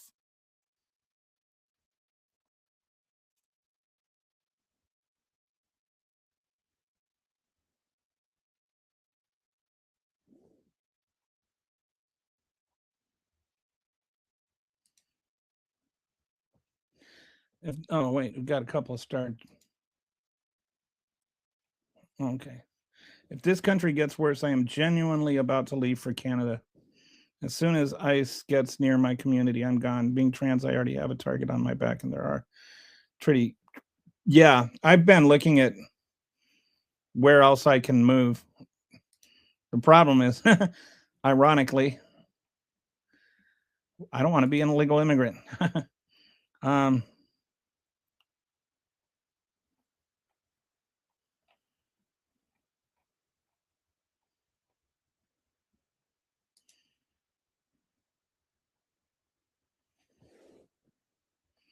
So you say most normal people? I say most self-centered people. What? I don't think you're the one that gets to decide what is normal.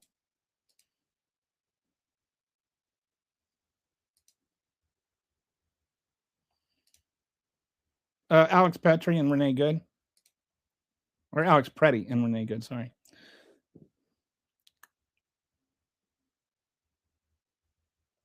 Like some of us actually care about other people.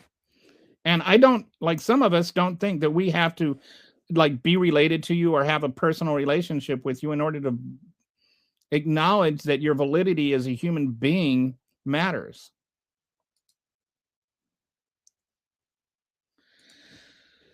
What about, didn't Donald Trump say he was going to leave the country if Biden won? Sit down.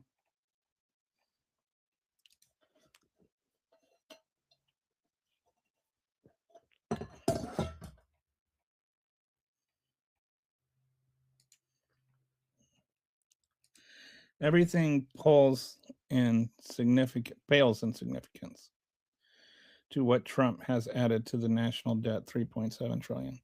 And that's just now, for now. What is the national deficit now? Or the national debt now?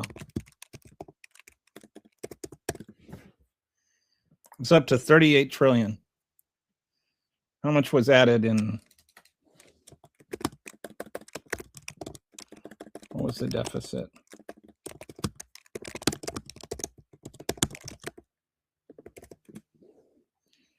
$2 trillion. Well, 1.78 trillion in 2025. So we'll see. And what was it in 2024? About the same.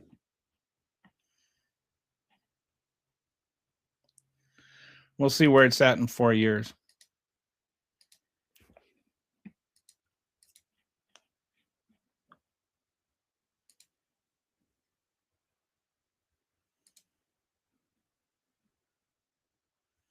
Most protesters against this authoritarian regime are working. That's the other thing. Like, why do people think that if you, just because you protest, you don't work? Like when they protested, they didn't think that. I'm living proof of that. I've been employed for over 40 years, and I've protested in the No Kings Parade protest twice. Do your homework, Mike. Speaking of which, March 28th is the next No Kings protest. Be there if you can. If you can't, support those who are. You know, like you can either bring food or, you know, just do things in advance of it. Check your local communities. There's usually community organizers, like on your Facebook pages or whatever. Hey, Kitty. Can you hear me? Yeah. Okay, so the ways that you can support is either through helping by making signs for protesters. You can reach out to the local organizers and find out, get a copy of their wish list and procure things on their wish list. Another way is to get the word out by spending your time like door knocking or putting posters up or communicating with your friends and try and recruit people to attend. We actually are big fans of those that are unable to actually make it to events to be sharing it online, because we do a lot of live broadcasting and pictures, and a part of the inclusion is to include our digital community as well. So everybody can do something. donate a case of water. Drive by and honking your horns is really freaking supportive. So these are some of the things you can do if you can't actually make it or are feeling uncomfortable or unsafe at the event. So I think All right. that's good. Like even just put some bottled water and some granola bars in your trunk and just Yep. pop your trunk and let people grab whatever they want. I mean, Right. because it takes some energy to do all that stuff. So It does. but yeah, protesting is like I cannot believe that we are at a point where people are like acting like protesting is un-American. I mean, and resisting protesting and saying that people shouldn't be protesting is not fascist. And so like when we are saying we're Antifa and we're against fascism and you're sitting there saying we're against protest, well, the whole, like you're only allowed to agree with me kind of thing is pretty fascist.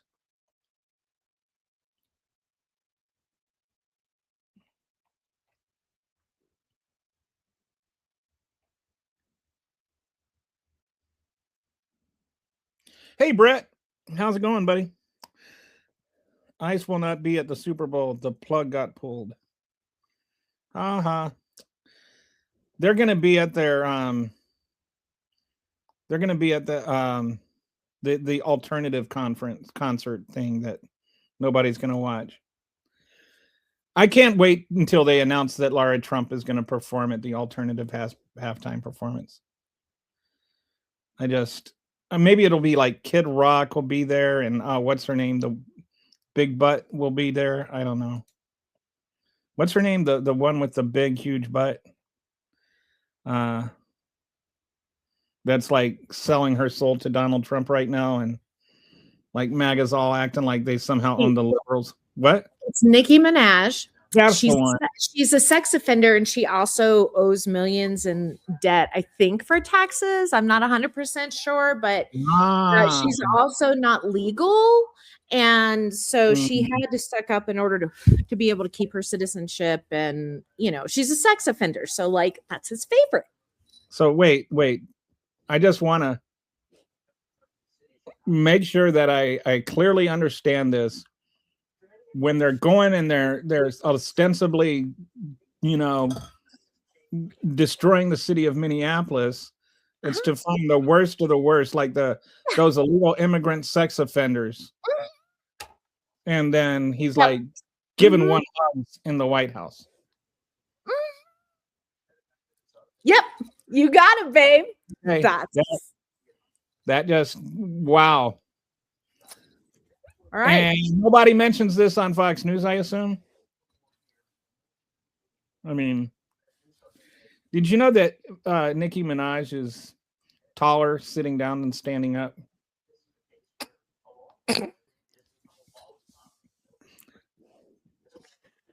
Took you a second. Anyway. So done are using that time to protest as their family can live in a country without the possibility. Yeah, that's all those Germans that sat around eating dinner instead of protesting. How'd that work out for them? Oh, so Trump didn't allow Noam to even say one word today at that meeting. Were you here for the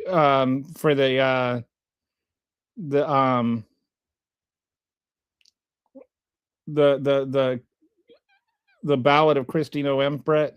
Did you see that? I played the I don't know. Did you see the Marco Rubio one? The Marco Rubio one, Patsy? I've got a third one. But I played the Stephen Miller one and I played the ballad to Kristi Noem. It didn't get any didn't get any laughs in the chat, but hopefully you got some at home.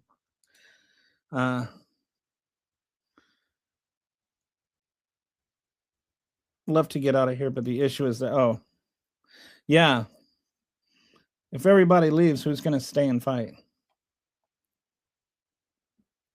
Yeah, Nick Shirley most definitely lied, and it's been proven. It's just, and that's why. How come nobody's been arrested? They've been up there for months now, and they haven't arrested a single person related to Nick Shirley's charges.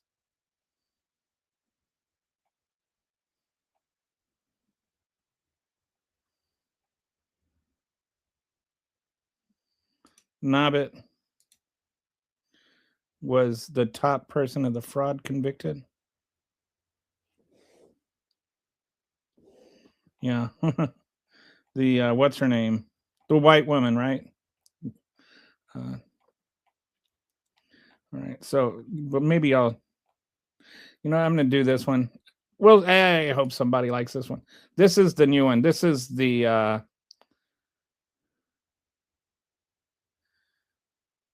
oh wait, I think I've already got. This is the Marco Rubio song. Just to introduce this one, he's got this long struggle with. He has a drinking problem, so to speak, but not in the conventional source. He doesn't seem to understand how to drink a bottle of water. And he's was like at the hearings, he kept like grabbing the bottle of water every time he was asked or answered a question. Like I don't know how he got through that thing without having to pee like 11 times. But this is like there's been several times throughout his career where he's had this issues with being able to drink water. So here is his love song to water.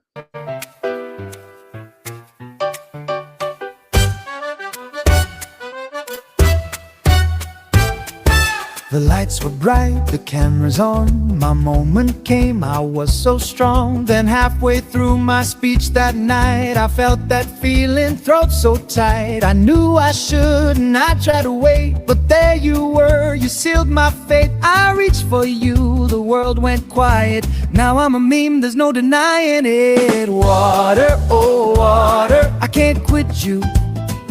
No matter how many times you make me a headline, every debate, every speech, every interview, you ruin my career. But I still reach for you every time. I know I should stop, I know it's wrong, but without you, baby, I can't go on. Water, my weakness, my liquid doom. I can't quit you, not even in the green room. They said, Marco, just don't drink on air. I nodded yes, but I didn't care, cause when my mouth gets dry, you know it's true, there's only one thing that will do. Poland Spring, Dasani, or Fiji in a pinch. You cost me points in every paw by several inch. My handlers beg, please, not again. But when I see you there, I give in. Water, oh water, I can't quit you. No matter how many times you make a gif out of me, every rally, every presser, every ballyhoo, you sabotage my image, but I need you desperately. Some men have scandals, some have affairs. I've got this thirst that no one shares. They laugh, they mock, they play it on repeat, but you keep me hydrated in this Florida heat. Water, oh water, I'll never quit you. Even when SNL does another sketch about us two. You're my addiction, my career's Waterloo, but I can't function without you. So here's to us, through thick and thin, through viral moments and the memes I'm in. Water, you ruined me, it's true, but baby, I can't quit you. Water, oh water, I can't quit you. Water, oh water, I can't quit you. Water, oh water, I can't quit you. Oh water, water, oh water, I can't quit you. I can't quit you.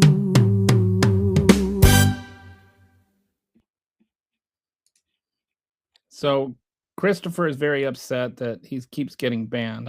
He must have, first of all, if you have multiple accounts, because you keep getting banned, I think that this is probably not the only channel that this has ever happened on. But let me explain to you that there is a difference between having a discussion and debating a sea lion. When you keep asking the same question and not hearing the answer, then it's kind of just, you're pointless.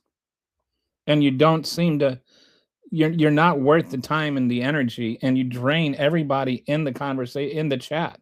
It's not that you disagree.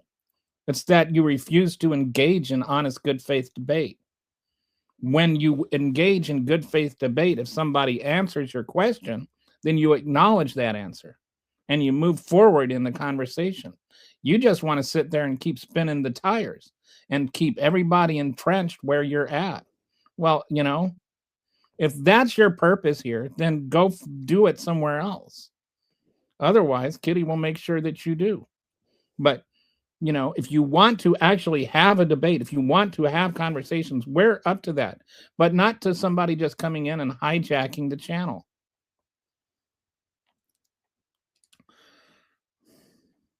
So rule number 3 is I get to ban who I want. So don't piss me off. Rawr. Zach, go melt somewhere else, Snowflake. You should try a bottle of that Flint water. Oh, man. We in Europe have contacted. So yeah, I want to, Kitty, can you see if you can find something on that whole the thing that Scott is talking about here? Apparently Donald Trump has detained some nationals there. Okay, so right here, I just found out that Trump has kidnapped 2 people from Scotland when they were ordered by a Scottish High Court to keep them in Scotland. A second internet. So they snatched them out of Scotland?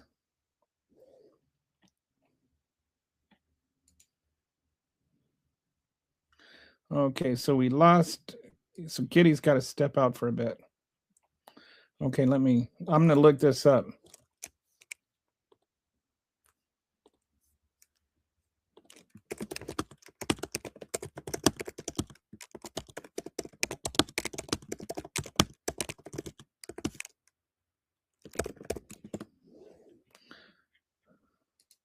Just looking this up for you there, Euro Scott.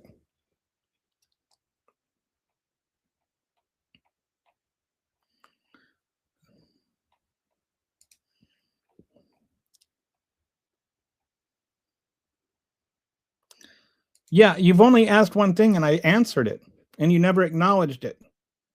And you just keep asking the same thing again and again and again.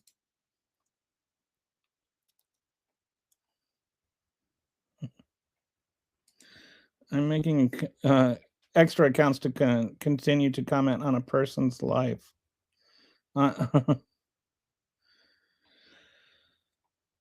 Let's debacle.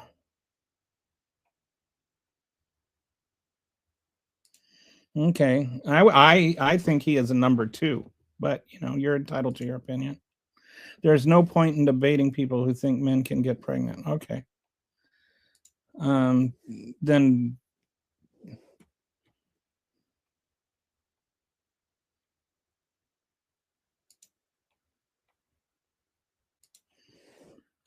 well, yeah, for you, I guess, probably even above your family. I'm not saying you have any.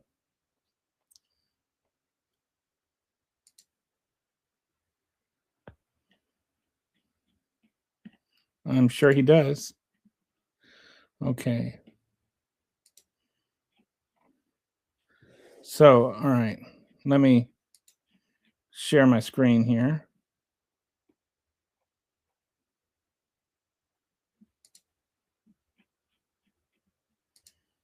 So this is the major international incident that's unfolding right now. Here's what happened.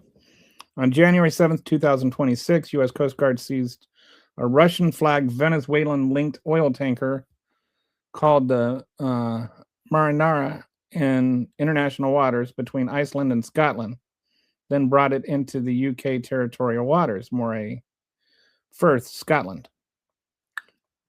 The Scottish Court of Session issued an emergency order. So this is just yesterday, prohibiting the removal of the ship's captain and first officer from Scottish jurisdiction. At 3:04 a.m., the U.S. Department of Justice emailed Scottish authorities to say they had already removed the captain and first officer from the ship and taken them onto a U.S. Coast Guard vessel, effectively defying the Scottish court order. So after they had been ordered, they did it anyway. So the Scottish lawyer says the U.S. had no lawful authority to arrest or detain individuals within Scotland. I think that that's a very fair, and this is why we have extradition treaties and why people go to countries without extradition treaties. You can't just have the U.S. military going into other countries and arresting people. This is what I was worried about when they did the whole thing with Maduro. It's not that I think Maduro is a great guy, but I think that laws actually matter. The two men were whisked away under the cover of darkness. This is an abduction, denying him their most basic human rights under our noses. I think that the word kidnapping is very apropos here. The only difference between this and a kidnapping that you're thinking of is these weren't, demanding a ransom. The UK knowingly assisted U.S. abduction of two men from Scotland. Apparently, the UK helped with this. Scottish Green co-leader Ross Greer was even more blunt. The U.S. is a rogue state, which is a fair assessment of what's going on right now. The U.S. is operating internationally outside of the law. The U.S. Embassy claims the two men were lawfully arrested for violation of U.S. law, which is fine. If they were violating U.S. law, extradite them.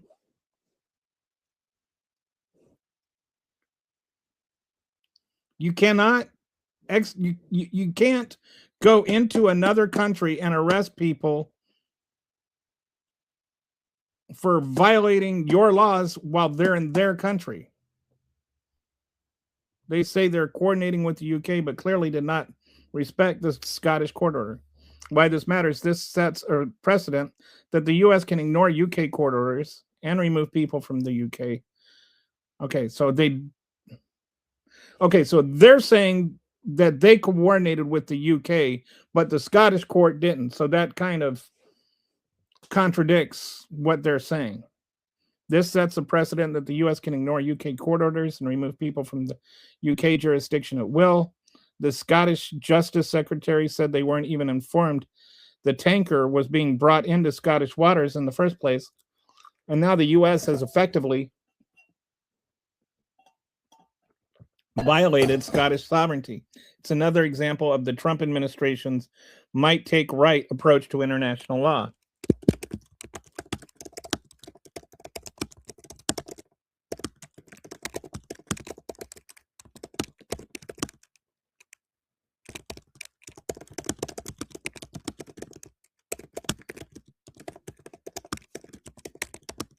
As far as I know, the U.S. this has never happened before. This whole thing, this whole notion is completely unprecedented.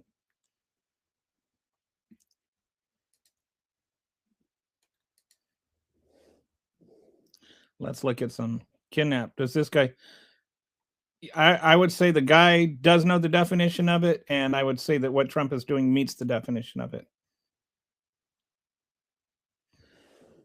This is why Kelly wants to ban everyone who disagrees with him. I don't want to ban everyone who disagrees with me, and I think I have pretty good critical thinking skills. Thank you very much. It was brought up U.S. military kidnapped two nationals from Scotland. Yeah, I was wanting to get the specifics, but yeah.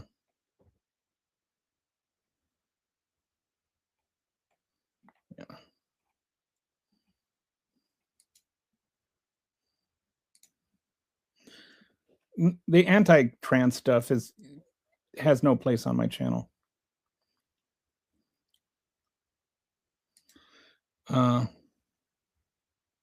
Doesn't need to have a Scottish name. It doesn't matter.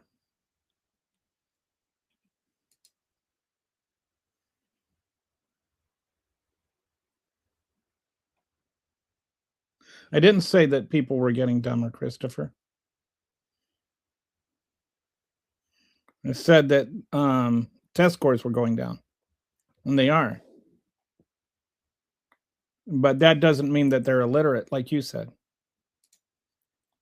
Are they Scottish citizens? You know, it doesn't even matter if they're Scottish citizens. The Scottish court said they couldn't arrest them. It's not about even Scottish citizens or anything. It's about U.S. sovereignty. So this is like, you know how they have, you know, like people are always in the movies, they're going to go to a non-extradition country. Well, that's why they're safe. If somebody, you know, if an American goes to, what is a non-extradition country?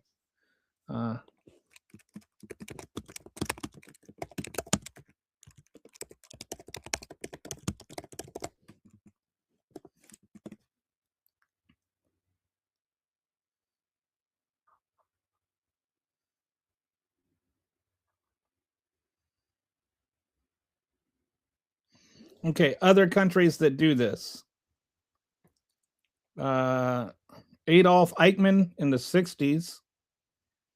Oh, Mossad abducted a Nazi war criminal from Argentina.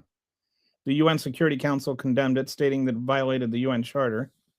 China recently conducting transnational repression campaign, forcibly returning dissidents from Thailand, France, and other countries. So those are citizens that, you know, their own citizens that go to other countries and they're dissidents.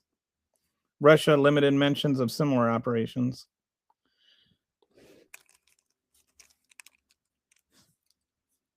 There was the whole, I think there was Noriega. Reagan signed secretive directive authorizing CIA to kidnap people abroad for terrorism charges. DEA abducted Mexican doctor from Mexico, charges later dismissed.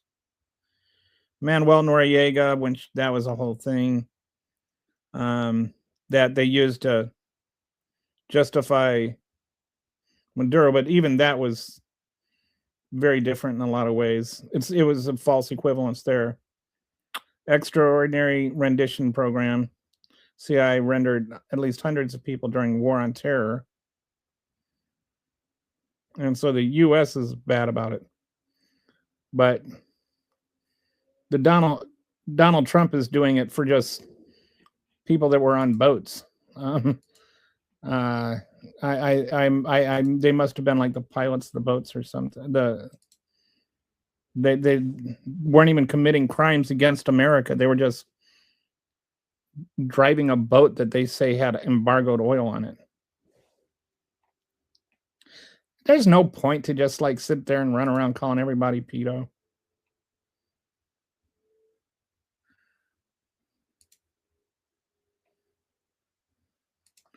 German national. So, okay, doesn't matter where he's from. It's about where he is. You can't go into another country and just grab people. It's about the sovereignty of Scotland. Like, are you really not capable of thinking about these things? Like, so if somebody is an immigrant to the United States from a good place, you know, like before Elon Musk, who's an immigrant right now? Nicki Minaj. So if somebody were to come and just arrest Nicki Minaj from another country and then take her out to another country, if Canada want to come and arrest her for whatever charges, and they just sent their military into our country to arrest a person in our country, you're cool with that.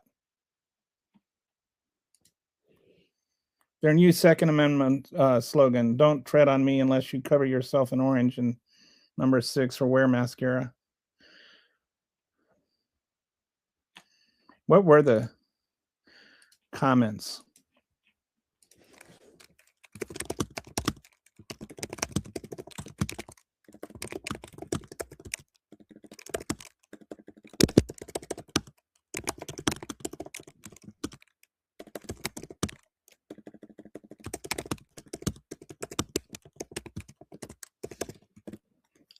I don't remember. I'm looking up what Trump's statements were, but even the NRA was not thrilled with his response.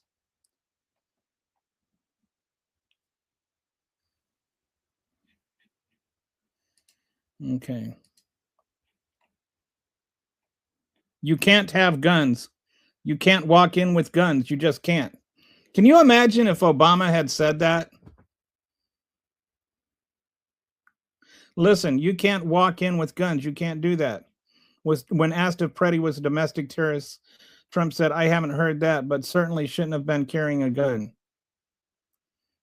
Kash Patel, you cannot bring a firearm loaded with multiple magazines to any sort of protest that you want. It's that simple. You don't have the right to break the law and incite violence. Well, he didn't incite any violence, but I'm pretty sure that Kyle Rittenhouse did. Call Preddy an assassin and a domestic terrorist and would be and a would-be assassin who tried to murder federal agents.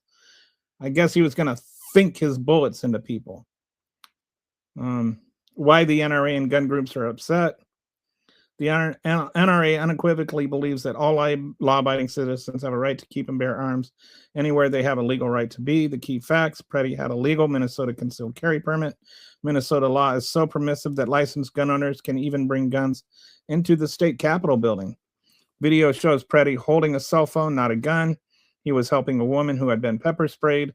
An officer appears to have taken Preddy's gun from his waistband before the shooting started. He never brandished or drew the weapon. So even the NRA got upset with Trump's comments.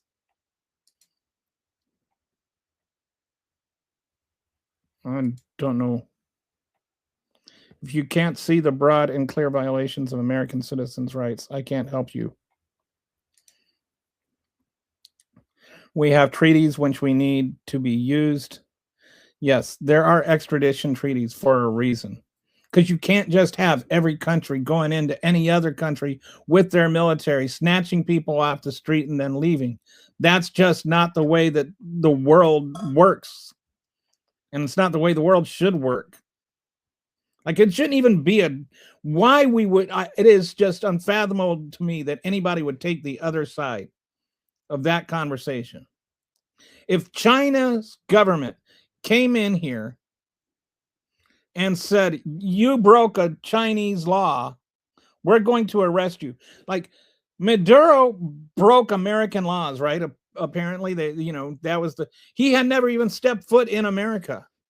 So imagine if China had laws that they just felt like, they were to pass some kind of internet law or something where you couldn't say things on the internet, and they were to just come over here and start arresting American citizens and then renditioning them back to China.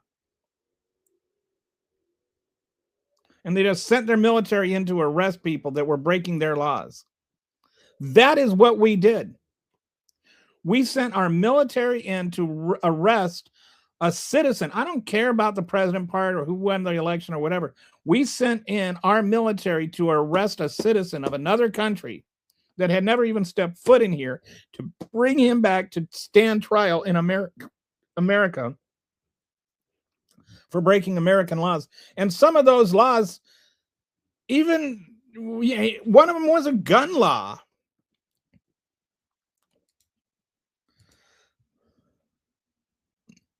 I heard a rumor Orange Number 6 is a great concealer for a movie stunt squib on the ear. The thing about that is I was doing some research on that, and you have in your ear, there's like a lot of cartilage and it carries a lot of blood. And so if you get cut on your ear, it will actually bleed a lot. It does bleed a lot. But because it bleeds a lot, it also heals really fast. So I don't believe that was a conspiracy. I think I don't think he nearly died. I don't think he got hit by a bullet. I think he got like a little shrapnel grazed him or something.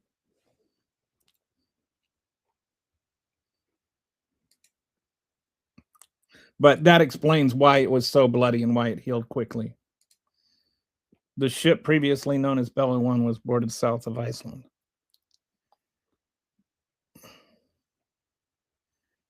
Yeah, so what? David, you can't even read the bill of the people. The where it was boarded is not relevant. There was a court order from another country that says you can't take these people, and they took them anyway.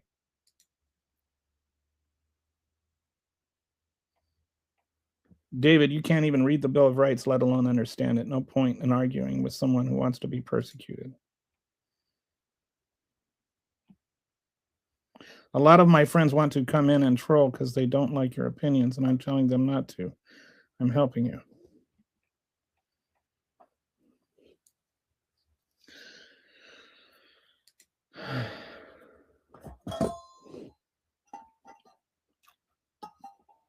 Zemo, exactly, and brought into Scottish waters. So, Chris, is it like that you guys have these like gaggles of people that go around and trolling people that you disagree with? And so that you can disrupt their channels and the conversations that are going on in there? Why do that? Yeah.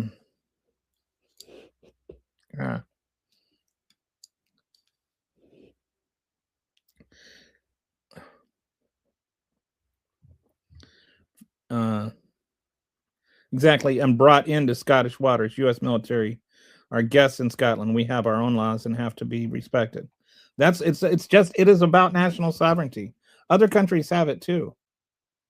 It's like we were talking earlier about America first, and some people are like acting like every other country has to put America first too. No, you don't. You don't.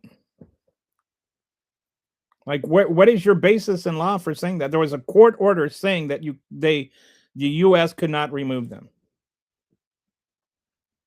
Let it be held out in the courts, Fazimo. I don't care what your opinion is on the matter, because your opinion is really irrelevant, and so is Donald Trump's. The only person that matters opinion in this case is the judge that made the order. They know more facts about this than you do. There's a kind of something breaking about 3 hours ago. What's that, Fred? Is this the Scotland thing? Okay, 3 hours ago, officials met with Canadian separatists. British Columbia premiers alleges treason. What? Oh my goodness.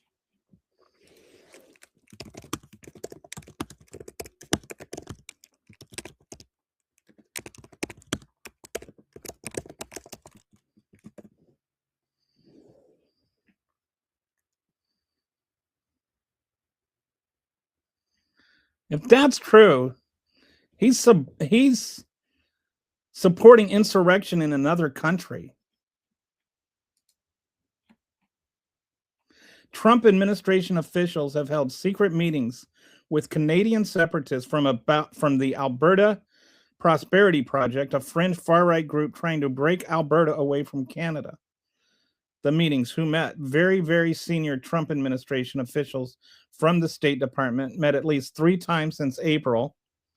Jeff Rath, the group's legal counsel, said, "We're meeting very, very senior people, leaving our meetings to go directly to the Oval Office." What they want, the group is planning another meeting in February to request $500 billion in credit to prop up Alberta if an independence referendum passes. They're currently gathering signatures for a referendum petition. What was said, Rath claimed the U.S. is extremely enthusiastic about free and independent Alberta. Treasury Secretary Scott Bessent told a white supremacist podcaster that Alberta is a natural partner for the U.S. and the Albertans are a very independent people. Bessent added, there was a rumor a referendum will happen this year. The response, British Columbia Premier David Eby, to go to a foreign country and ask for assistance in breaking up Canada.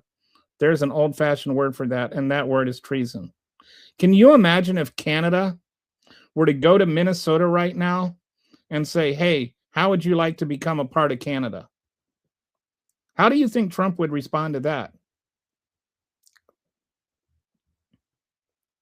Alberta Federation of Labor President Gil McGowan, it doesn't feel organic. We are being targeted by the MAGA crowd, calling it foreign interference. White House response admitted meetings happened, but said no commitments were. That they're even having the meetings is insane. This is like the thing with Hillary's emails, where they met about the Russia, about the Hillary email, and because no agreement was made, then it wasn't bad. I don't care what you say, whether, like they did. And the only reason that we say that no agreement was made is because they say there was no agreement made. The meeting itself was illegal. That meeting with Hillary Clinton, or that meeting with Russia to get the dirt on Hillary Clinton, that was illegal all by itself. If you rob a bank and there's no money in the bank, it was still illegal to rob the bank. White House response admitted meetings happened, but said no commitments were made, and claimed they met with a number of civil society groups. Alberta Premier Daniel Smith's office, the overwhelming majority of Albertans are not interested in becoming a U.S. state. This is something any other president would be impeached within days over this. This comes amid Trump's repeated suggestions that Canada should become the 51st U.S. state.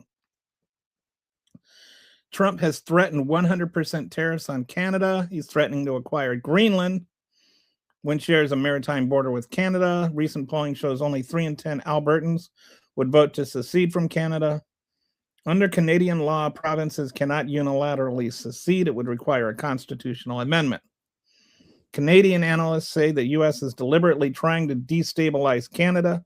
The Americans are more than happy to continue to play Canadians off of each other. This is essentially the U.S. government actively supporting the breakup of its closest ally and neighbor. This is just insane. Like, every time I think that you can't get more insane, he gets more insane. I never would have even thought this was a possibility.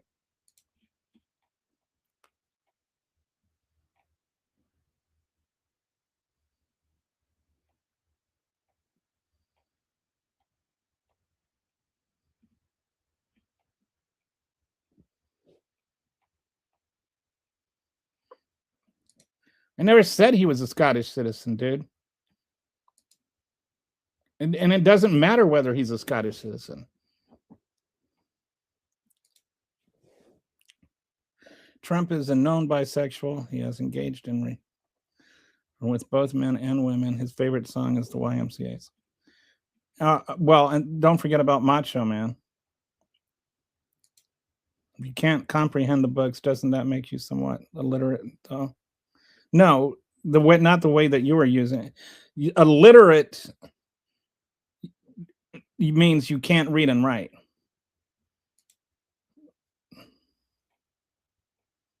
And anyway.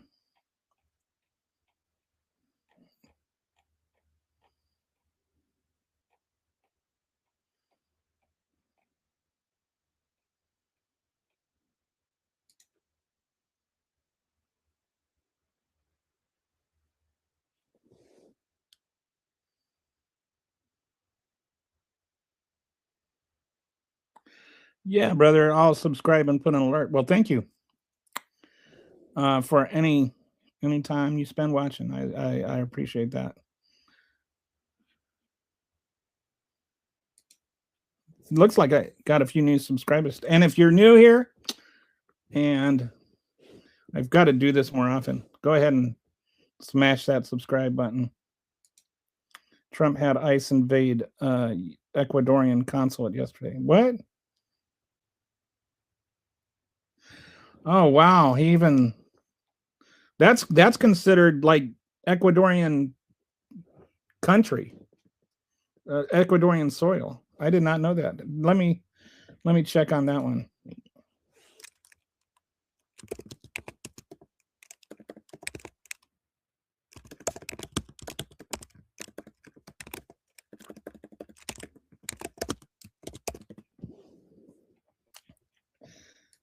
The man has just lost all sense of other countries existing and having, like, America first is not America only. Yes, DIA. Initially, I have a cousin in the FBI, Andrew McCabe. Oh, wow. But I was always in the eyes of the DIA. As I got older, I got adopted.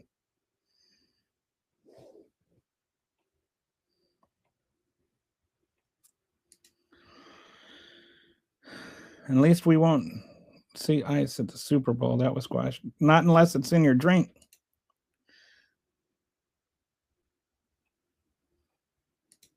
I can't imagine during commercials the camera planning to beat downs. I didn't realize that they were trying to be there. I missed entire things here. It's hard to keep track of all the insanity. I am America. I don't even know what America first means to you. And I'm not anti-Trump. I mean, I do not define my ideology by Trump.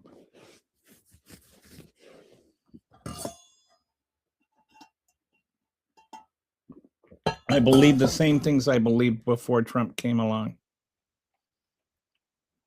It's weird how some people feel like everybody's worldview has to revolve around Trump because theirs does.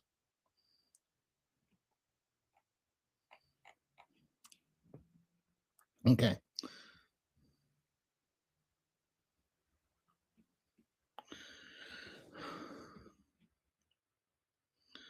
The Scottish court didn't say that.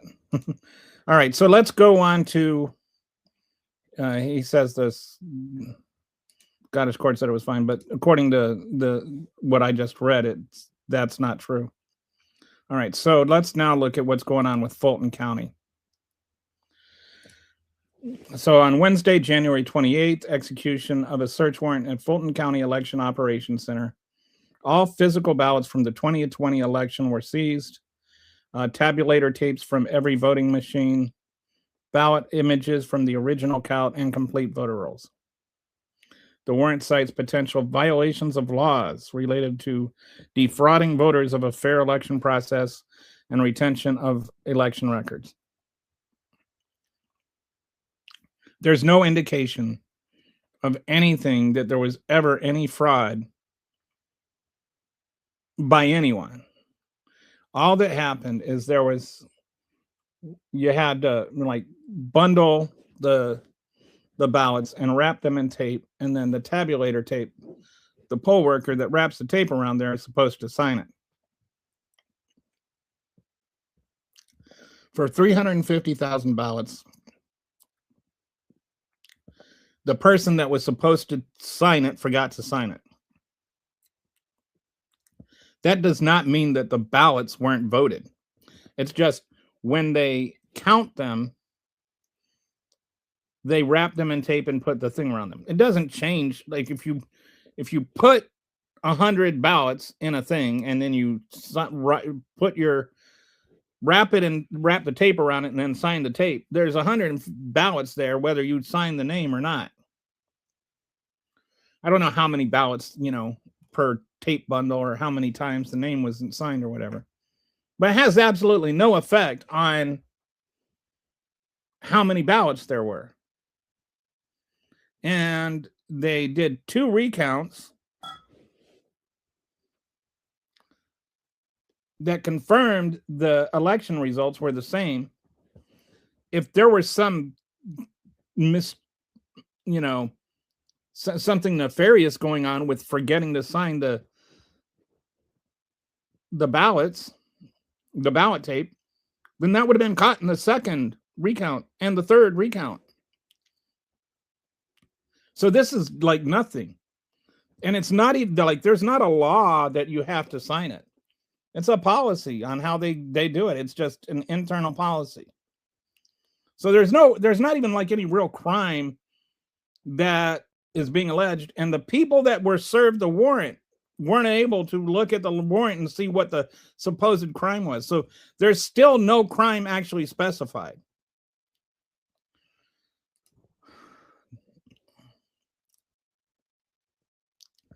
This represents the Trump administration's Justice Department using federal law enforcement to investigate Trump's own baseless conspiracy theories about the 2020 election, an election he lost in Georgia by nearly 12,000 votes and has been recounted multiple times, audited by the state, investigated repeatedly with no evidence of fraud found. So, why are we still talking about this?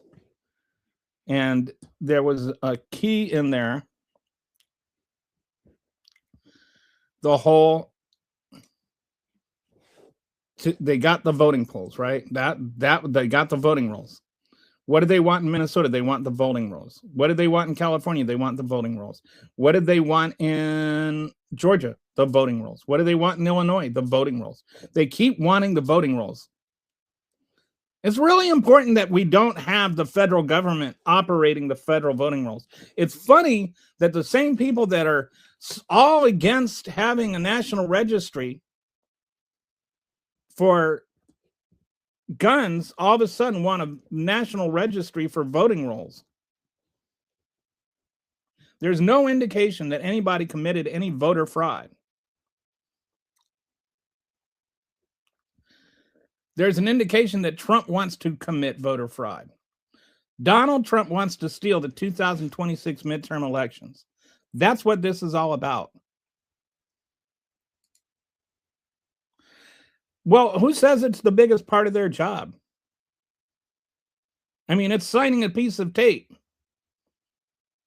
It seems to me like a minuscule little detail, not the biggest part of their job.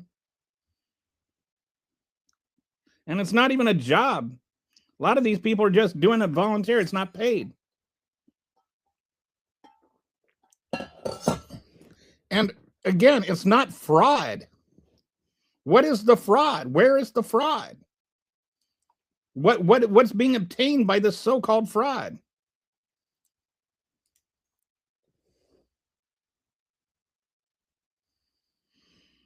Well, I mean, you're fine with that. You're allowed that opinion. I would rather have somebody that doesn't crap his own pants.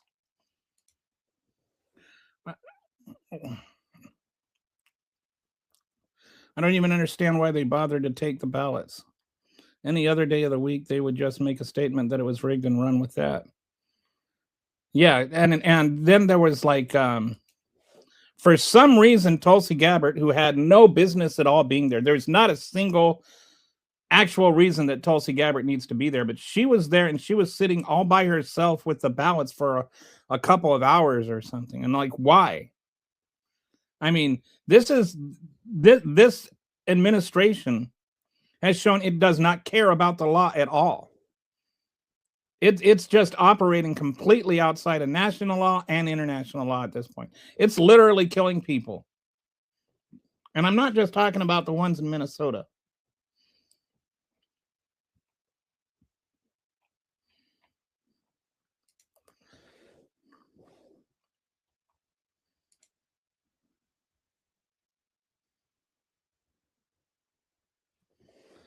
They are not rotten or stagnant. They are simply wrong for the sake of knowing what is wrong.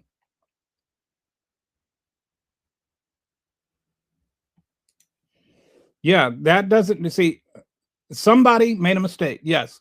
It's funny how you can take somebody made a mistake as a valid reason to kill somebody, but not forget to sign a piece of paper.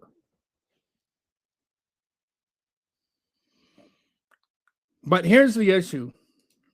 The person that signed the tape, forgetting to sign the tape, doesn't mean those people did not cast their ballots. And it doesn't mean the people whose ballots, those tapes were wrapped around, shouldn't count. They didn't do anything wrong. You can't disenfranchise 350,000 people because somebody forgot to sign a piece of tape.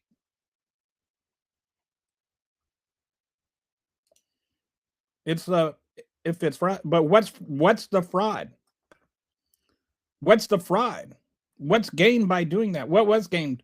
What, I mean, it's not fraud. What's the intent? It's not fraud. It's just a thing that you can yell about without having to think or process. What is the fraud, Richard? What is the fraud? Tell me, what is the fraud? How did it change the election results?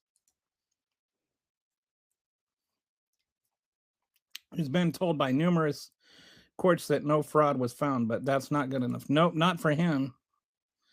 Again, you are not accurate here, he says. Let's wait until the investigation. I am accurate. Just saying I am not accurate does not make me wrong. We are talking about it because it most likely fraud. No, you're talking about it because Donald Trump is talking about it and you're a lemming. And it is just for entertainment purposes. There is no fraud. Tell me even what the alleged fraud is. What was gained by some random person forgetting to sign their name on a piece of tape? How is there fraud?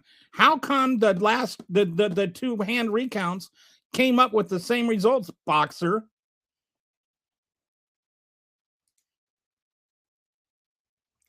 No.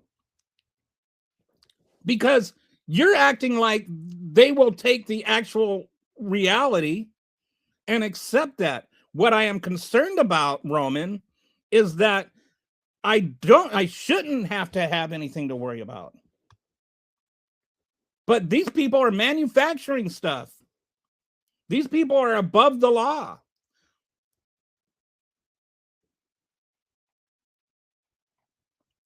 We are going to find out what Tulsi Gabbard did to the ballots while she was sitting there all alone in the van with them.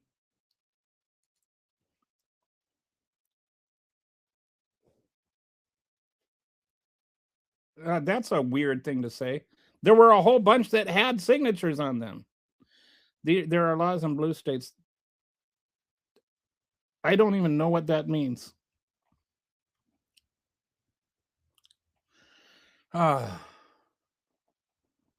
It's like saying that there are still people. If you're willing to work for aliens, demons, rogue government agencies to sabotage and undermine your fellow man, community, society, you have given away.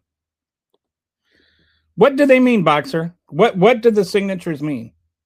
You say they mean everything. What do they mean? You don't even know what you're talking about. All the signature meant was that bundle of ballots had the number, what was the number it was supposed to be. It's like you're just signing saying, this is 1,000 ballots. And then you sign it to confirm that's 1,000 ballots. Do you follow me? Can you think? Can you process things with this thing in your skull? All you're saying is, I confirmed this number of ballots there. So you make a mistake and you forget to sign your name.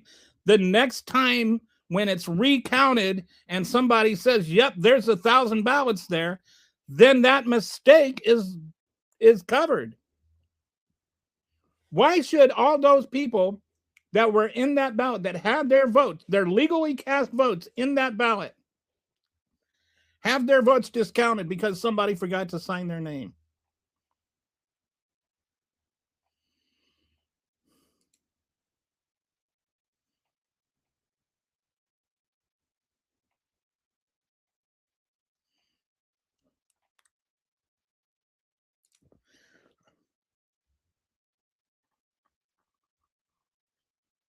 Okay, but I don't care what you believe or not, because it's not about what you believe.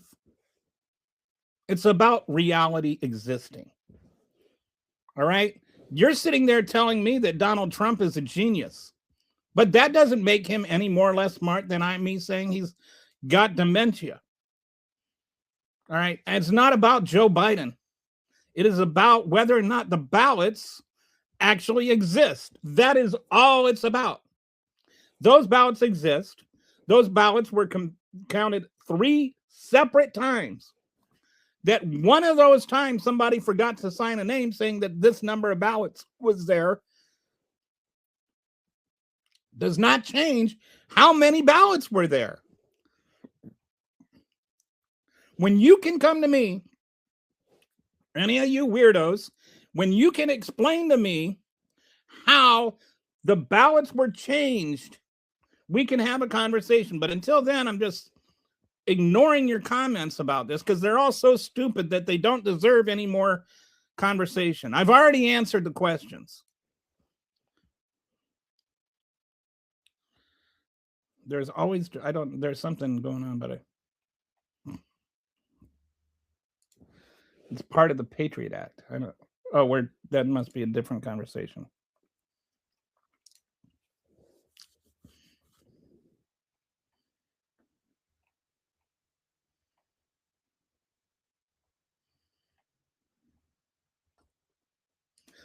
Trump is a megalomaniac, that he cannot live with the fact that he lost. That's it. It's just, and we're spending taxpayer. You're all worried about fraud, and we're spending all these millions of dollars on fraud. It's not the investigation of fraud that's the fraud. It's not the fraud that's being investigated that is the real fraud. The fraud is the investigation of the fraud. I haven't held pay for cash in 6 years. I haven't. I've handled cash, period, like a couple of times in the last 15 years. I just use my debit card.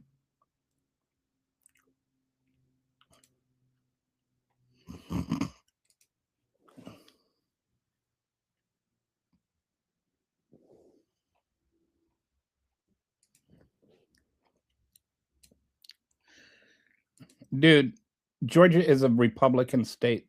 All the investigations have been done by Republicans. Democrats didn't manufacture any charges against Trump. Yes, Russia. Yes, Russia interfered with the investigation, and Trump cooperated with Russia. Bitcoin is crashing? Whoa.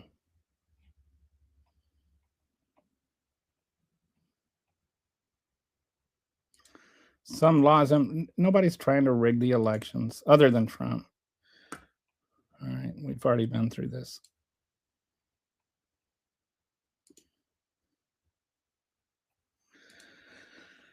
I'm assuming that in the second and third recounts, it would have been caught, Boxer. God doesn't want anything to do with them. Someone in the world that is super wealthy is liquidating Bitcoin, and it's going down as we speak. Really?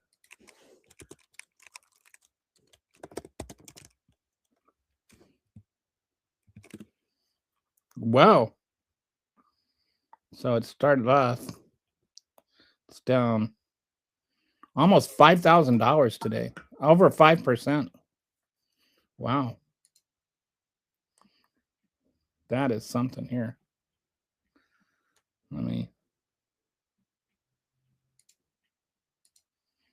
So this is, I just looked it up. And there it is. This is the 5-day thing. You can watch it just fall off a cliff right there.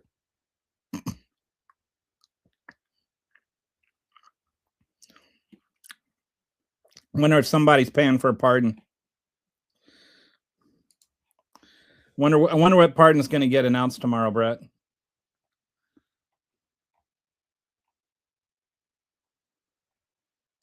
The thing is, when people talk about, and I mentioned this to Republicans and Democrats, I don't think that the 2024 election was rigged. I don't think the 2020 election was rigged. I think that people don't understand just how hard it is to rig an election. Like, people talk about, you would think that that no election is ever about. It's really, really hard to rig an election.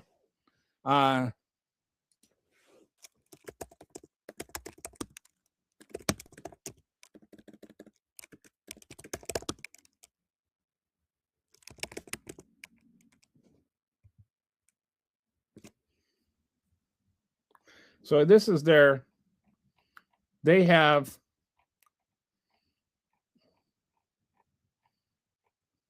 this is an election. Oh, website. This is worth sharing. So the Heritage Foundation, or whatever they're called, they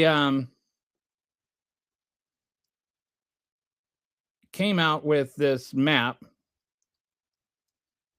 that shows all the cases of voter fraud of any sort going back since 1980. Okay, so, and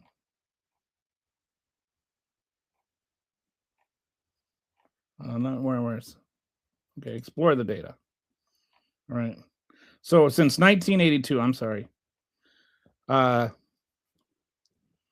In every single election, these, like, you look at the case types, criminal conviction, civil penalty, division programming, judicial, like any kind of voter fraud, any kind of penalty at all. And this is like including altering the vote count, ballot petition fraud, buying votes, duplicate voting, election overturned, or, well, that's like the ones that where there was actually a successful temporarily change in election, false registration, fraudulent use of absentee ballots, illegal assistance at the polls, impersonation, fraud at the polls, ineligible voting, miscellaneous, all of these things. Every single category. Then you got your subcategories, and this is every single state. And this is not just like federal elections or something like that.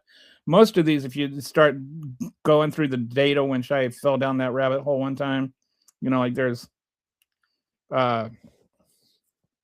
national elections and local elections and stuff, like, you know.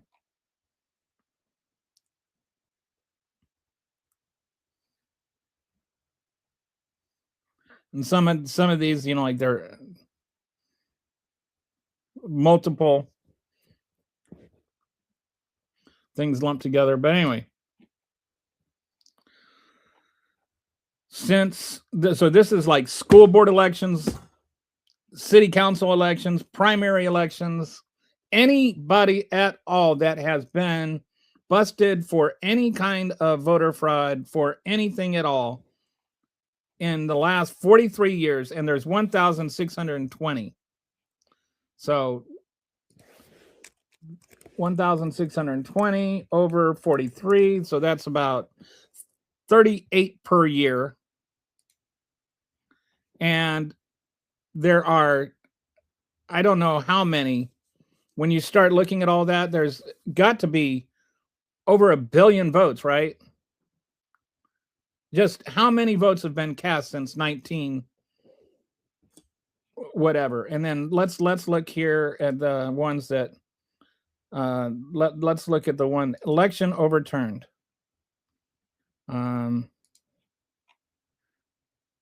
So there are, you've got 10, okay, a sheriff runoff election in 2023, a Compton city council race. And it's like, if you look at some of the details of this, you know, it's like, judge overturned the results in the 2020 Eatonville Town Council seat 4 election after finding that the votes had been improperly cast. It was like 262 to 253. After counting provisional ballots, the vote tally was 262 for Daniels and 261 for Mack, leaving a margin of 1 vote. Following a recount, 2 additional uncounted votes were discovered for both for Mack, leading him to be declared the winner. During a bench trial, evidence was presented that one of the 2 discovered ballots was not cast by the alleged voter, and that another voter was coerced by Mayor Anthony Grant, who was convicted of voter fraud in an unrelated case, to vote for Mack, by suggesting that he would forgive overdue rental payments and not evict the voter if he voted for Mack. The judge ruled that 2 of those votes should have been excluded from the vote tally and declared Daniels to be the winner of the election of the Eatonville Town City Council seat 4 position. So, you know, these are, you have a few cases where these are, you know, local elections that are like city council or whatever, where 1 or 2 votes might make a difference occasionally. But this is, if you go back, and so each of these, so there's 1, 2, 3, 4, 5, 6, 7, 8, 9, 10. So in the last 42 years, in all the elections combined, there have been 30 where the person changed. And The last one was a 2023 Caddo Parish Sheriff runoff election in Louisiana. So, you know, if you go down here and you look at Louisiana, California, Florida, Mississippi, Texas, Georgia, Texas, Alabama, North Carolina, West Virginia, California, Indiana, Alabama, Indiana, California, Florida, Pennsylvania, California, Florida. So out of all of them, mostly are red states. If you notice, there's a few Californias and a bunch of red states. And since California involves like 1/5 of the population of the country, I would expect California to pop up there every once in a while. Anyway, my whole point in this diatribe is that we act like voting illegally is this thing that's really easy to do. It's actually really hard to do. The penalty is really bad, and the reward is not very, you know, you're almost never going to have it pay off. So like we are all elections rigged. No, they're not all rigged. They're extremely hard to rig. When you're, especially if you're talking about a presidential election or something, because you got to think about what you have to do to rig an election. It's every single voting machine is air gapped. That means you can't access it from the internet and you can't access it from Skylink. And then you have a Republican and a Democrat work at the, you know, watching the ballots be tabulated. A lot of states, you even have them monitored, like publicly monitored. You can go and watch people count the votes. If you're going to try and steal an election by in-person voting, then you have to, like, you know, wait in line for hours sometimes just to vote once. To vote a second time, you have to go somewhere else and wait hours to get a second vote. Like, it's not like you're going to be able to do that enough times to change the outcome of even a precinct, much less a city or a state or a country. It's just insane to, like, and then, you know, how are you, what are you going to do? Rig a voting machine? How are you going to do that? Most of them you have, you know, like a runoff or a printout. It's just silliness. It's easy to just say, there aren't enough people that disagree with me. I can't be in the minority. So it must have been stolen. 2020 was not stolen. 2024 was not stolen. Elections are really, really hard to steal, and that's why it hardly ever happens. This study that I was just pointing to was Heritage Foundation trying to prove how easy it is to commit voter fraud. And what they have done instead is prove how hard it is. 30 instances, and all of them just like local races. I don't see any. I don't see anything beyond.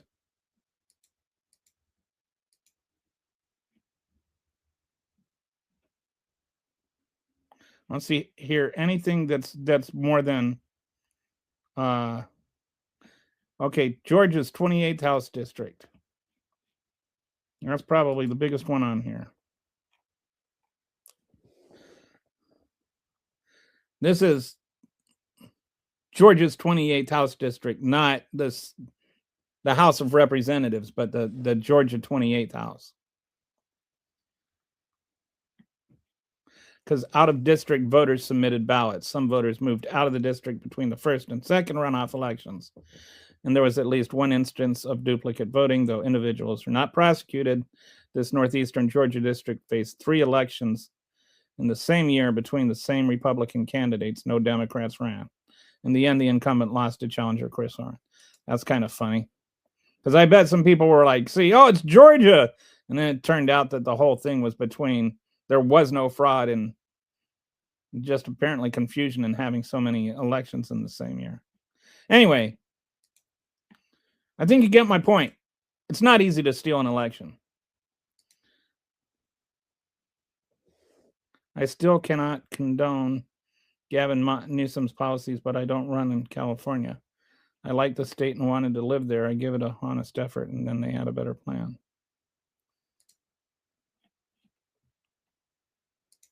Depends on what you're talking about since I just jumped in. Mail-in ballots need a signed envelope where the signature matches the signature on the ballot. Yeah. No, I mean every state sets its own and policies and stuff, but sometimes there's problems with the signature on the like what there's something called curing a ballot, where if you're, I don't know how old you are, I'm 58, and as I've gotten older, I've gotten a little arthritic, so I don't sign my name the same way I did 15 years ago. Even I just can't.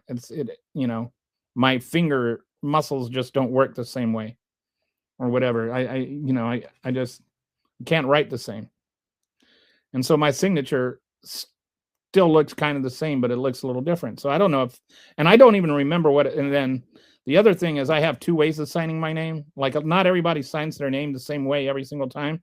I've got my, this is a contract signature where I try to sign it really slow and carefully. And then I've got my, the waiter just brought me the receipt, and that's over my credit card, and I just do my little scribble signature. I don't know if you do that. A lot of people do that. And so not everybody signs their name the same way every time either. That's the problem with the envelope signatures, is sometimes you can have a high fail rate. So what a lot of states do now is they allow curing, which means if you don't pass the signature, then you are allowed to come in and cure your ballot and confirm, show your ID like you would if you were actually there and voting, and you can show your ID and then have your ballot confirmed. Which I think is a fair way to do it. Some states don't do that. And it tends to be blue states allow curing, red states don't. What's interesting in Pennsylvania in 2020 is Pennsylvania left it to the precincts and the counties. I think it was to the counties. And the governor, who I believe was Republican, said he would leave it to the counties still, because there was, 2020, because there was this whole pandemic thing, and a lot of Republicans like to ignore that there were adjustments made because of the pandemic. And so blue counties allowed curing, and then red counties didn't allow curing for the most part. And so then when one of the cases for the lawsuit was these people that were in the red counties sued the state, saying it wasn't fair that they weren't allowed to cure their ballots, but the people in the blue states were. And first of all, the people that were suing, there's no evidence that their ballots, they weren't even affected. Their ballots weren't, up in the, their ballots were signed, their ballots were counted. But the judge ended up ruling, well, the state didn't say that. If the state had said, in red counties you can't cure your ballot, in blue states you can, that would be fine. But the counties themselves made that decision. So then the ruling was, you can't blame the state for what the county decision was. But oh, you're talking about and as far as the signature goes, I'm sorry. The signature I was talking about was the signature that went on the ballots in Georgia, where when they would count out a bundle of ballots and it'd be like, this is 1,000 ballots, they put the tape around it to denote that it's 1,000 ballots, and then you have to sign your name to show that it's 1,000 ballots.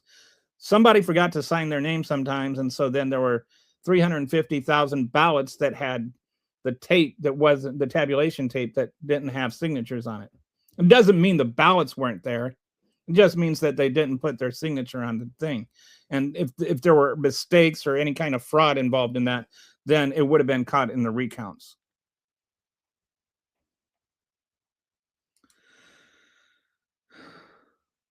Trump is trying to, well, except he is. He keeps trying to go and get everybody's voting polls. Do you think that everybody would have been cool with Obama getting or with Biden getting the voting polls in 2024?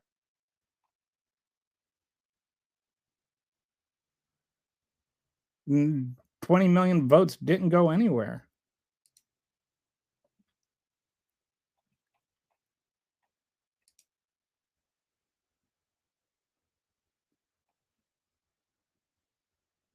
There is zero evidence that any Democrat ever rigged any elections.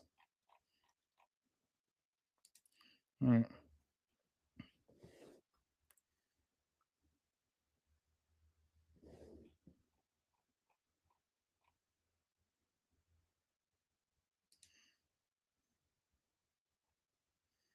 Typing this from your Grindr account.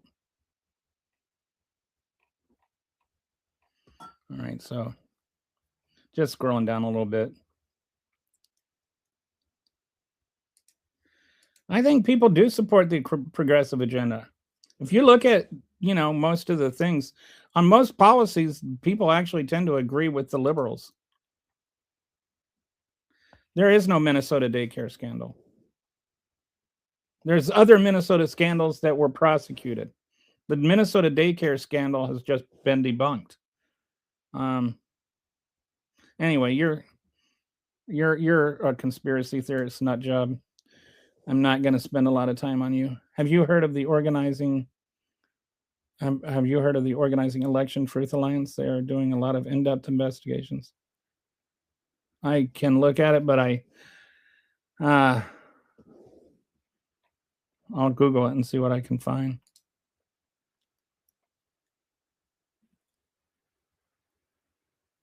I don't think I have no idea what she did or what you think is commie. Oh, remember, Elon was very involved. He knew he'd be convicted if Trump had won. Trump, yeah, Elon was an illegal alien at one time. Did you know that? I'll look at the Election Truth Alliance.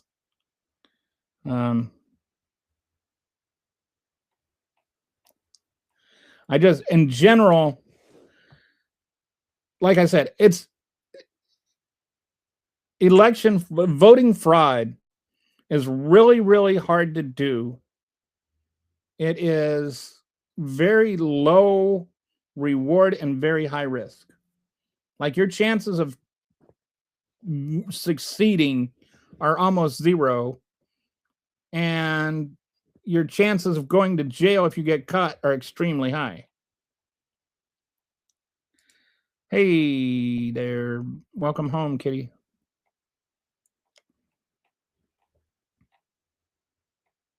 I was going to say, your presence is welcome. Yeah, there is no evidence, which is why all you can say is, like the little sarcasm font thing and stuff like you can't present any evidence to me that actually exists. All you can do is just present snark as evidence. And the lack of evidence is all the evidence I need. There is not a single example of any kind of voter fraud that would even change one precinct, much less one state, much less the entire election. It's just a bunch of whiny little mealy-mouthed MAGA morons that can't seem to absorb the fact that people just didn't want to vote for Trump in 2020. And as far as the difference in number of votes, it's because when you can vote easier, more people vote. That's just a static law of all elections, not a law like a law Congress passes, but a law like this is a law of gravity or whatever. It's just a reality.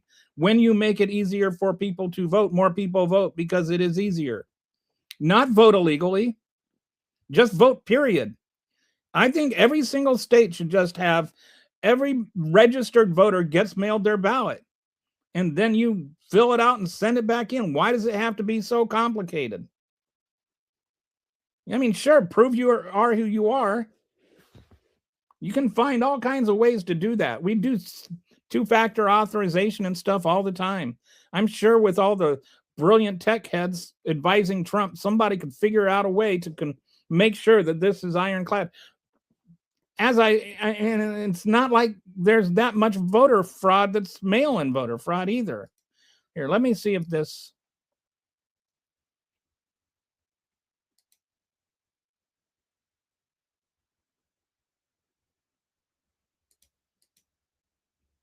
Let me.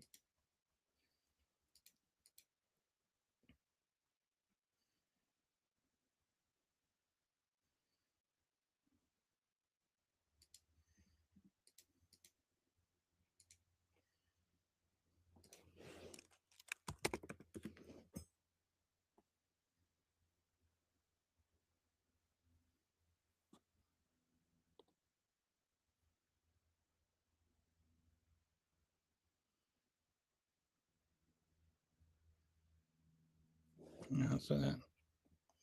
Oh no, it doesn't seem like they have a subcategory for. This is another one. This is all alien, all immigrants, that whether they're illegal immigrants or not. And it's only 100 cases of instances of non-citizens voting, period, from 1982 to 2025 in all elections.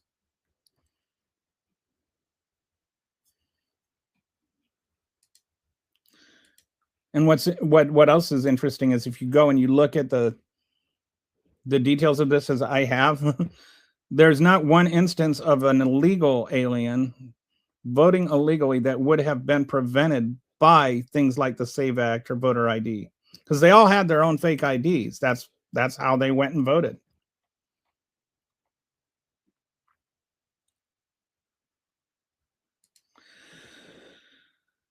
Does anyone else think that the position of president should be done away with? I think you need to have somebody in charge, but I think I've been wanting to do it for a while. Maybe I need to do that one next week. But I think that there has been a slow, methodical usurpation of the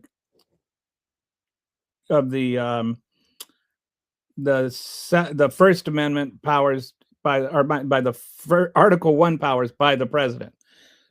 The president has become has taken over so much of what Congress does, and that's in large part because of what Congress has not been able to play nicely together. They no longer try to work together.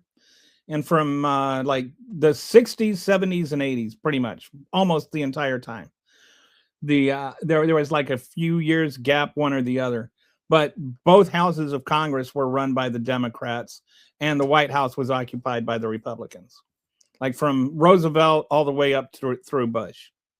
It was, both houses were Democrat. I think there was like a 2-year gap where Republicans had the Senate, and there was like a 4-year gap where Jimmy Carter was president. But other than that, it was just Republicans had the White House and Democrats had the Congress. And so it was almost like required. The government, in order to run it all, had to like work together and negotiate with each other. And now we've gotten to where nobody, the Congress is behaving differently because they're so worried about the next election and the president getting credit for anything when it's the other guy that, and the Democrats, it's this way, and with the Republicans, it's this way. So they'll just block everything that comes through. And nobody tries to work anything out. That's why we don't have any immigration bill. Even though everybody will tell you, going back 30 years, we need immigration reform is one of the most important things on the menu. Republicans believe it, Democrats believe it, but nobody can get anything done because Democrats can't, or because Congress can't work together. And so the changes that have been made have been by executive order. And that's true with whether you're talking about with Clinton, whether you're talking about with Obama, with Bush, with Trump, and even with Biden. They've all just, whatever changes have been made have been not through the legal process, but through the presidential process. And that's why they're all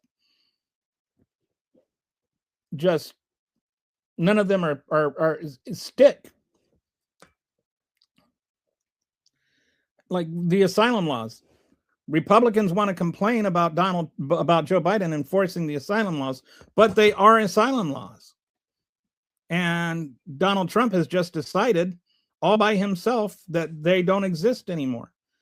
Obama wanted to get DACA approved through Congress. Congress wouldn't do it. So Obama did it by executive order. So whichever side you're talking on, both sides are guilty of the same thing. The president asked for something, the Congress refuses to work on it. Biden had an immigration bill that the Republican Congress refused to work with. And plus, the other side of that is the rise of the filibuster. There have been more filibusters since Obama was president than there were in the history of the country, and combined. And in fact, there were more filibusters under Obama than there were filibusters before Obama. So the thing about that, like there's just become Congress refuses to cooperate with each other. And so then nothing gets done unless the president runs everything by executive order. And so then what you have is you have a president that more and more decides what tariffs are, decides when we go to war. We've got the whole War Powers Act that has just been completely turned upside down. It was meant to prevent the president from acting unilaterally on war. And instead, it's been used as tacit permission.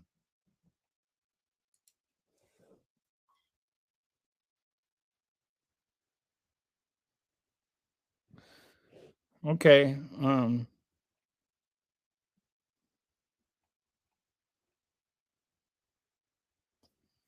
So that didn't change. I don't know what. Oh, so Philadelphia. I don't know what that's related to, Moose. But it's not nonsense. And before Trump, there were tons of politicians from all parties trying to call it out. No, I'm not going to engage in this.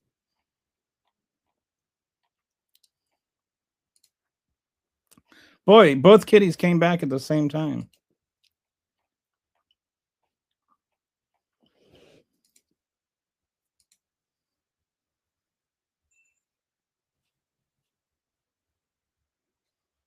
Today's big announcement was more or less criminalizing drug addiction under the mass prevention and a rescheduling on cannabis.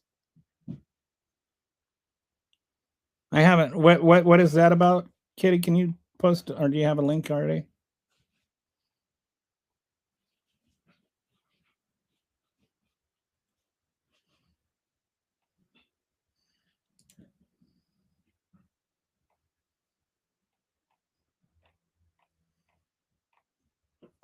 So this is what the one dude was talking about.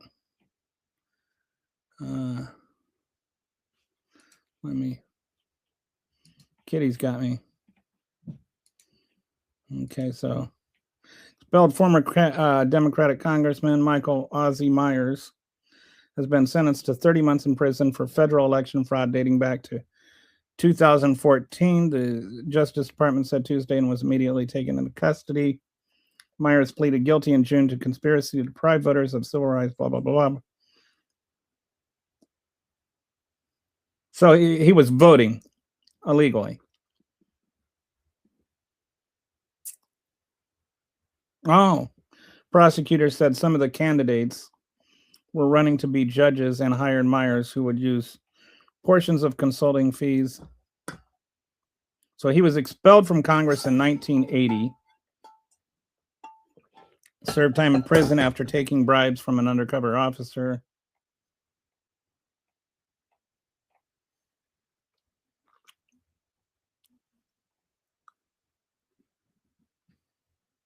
Okay.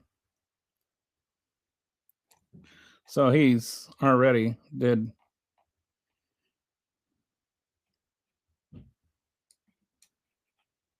Let me find out a question here.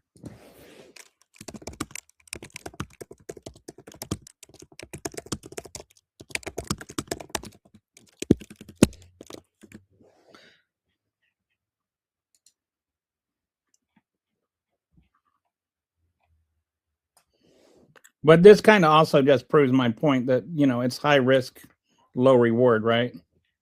What what did he get out of this? He gets to die in jail.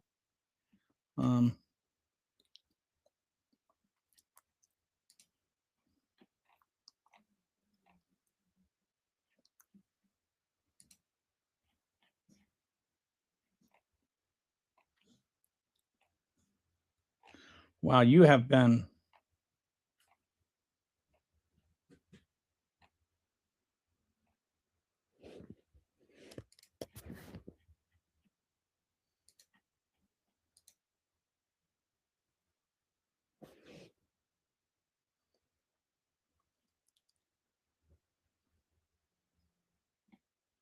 sorry, I'm just sitting here reading to myself and forgot I was doing a show for a second. All right, so let's go back over here.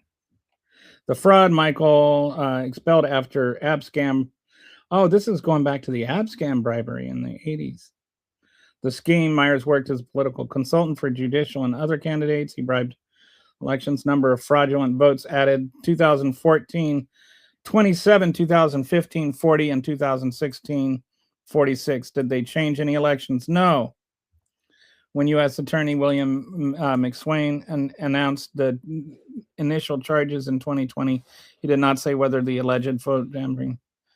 Okay. So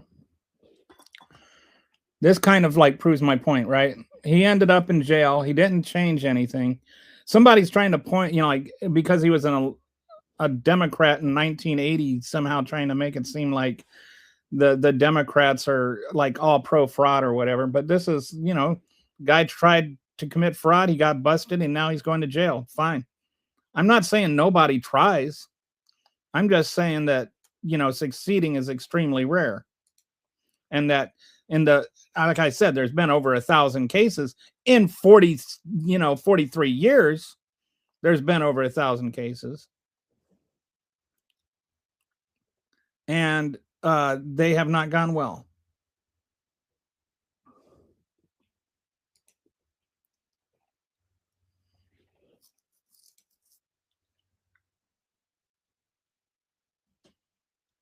Okay.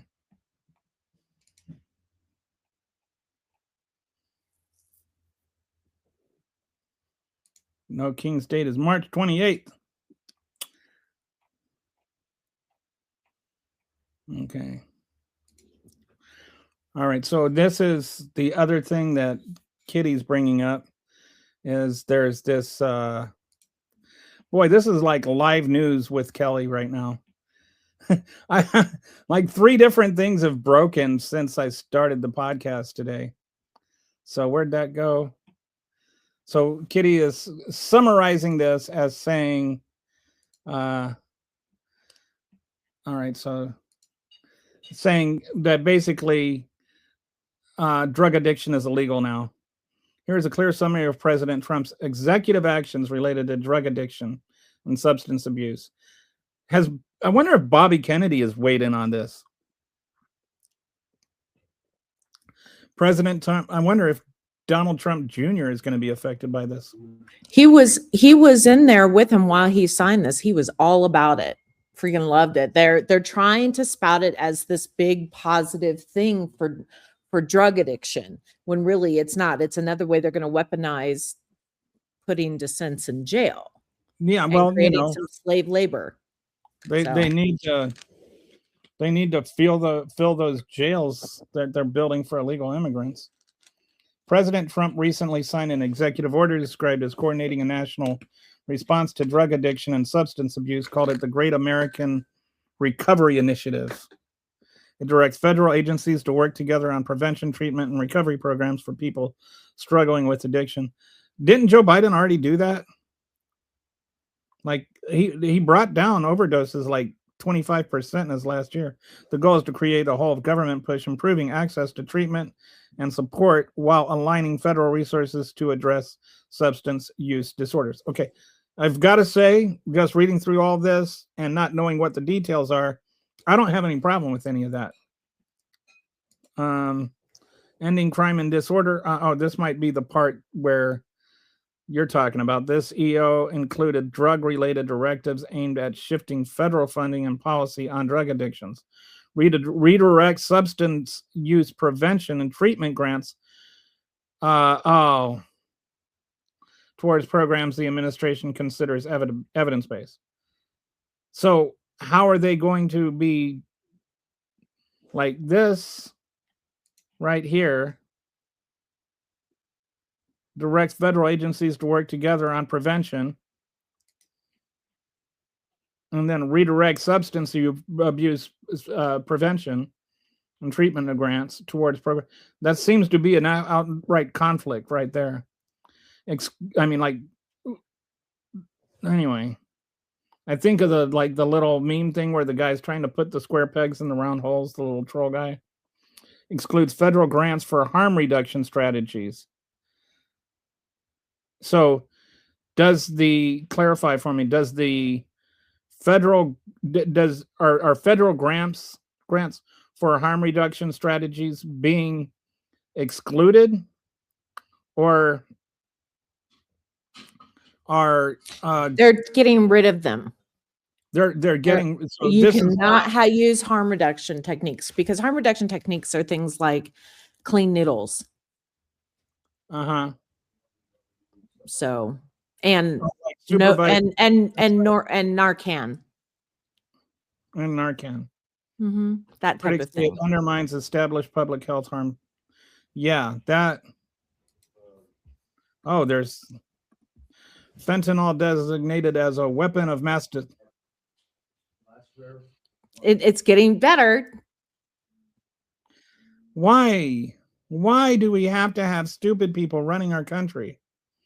Trump signed an EO declaring illicitly manufactured fentanyl and key precursor chemicals as weapons of mass destruction. That's not what weapons of mass destruction means. They think by declaring things, they become those things. You know that old joke? Can you make me a that old joke? Oh, sorry. That old joke, hey, can you make me a milkshake? And okay, poof, you're a milkshake. That's what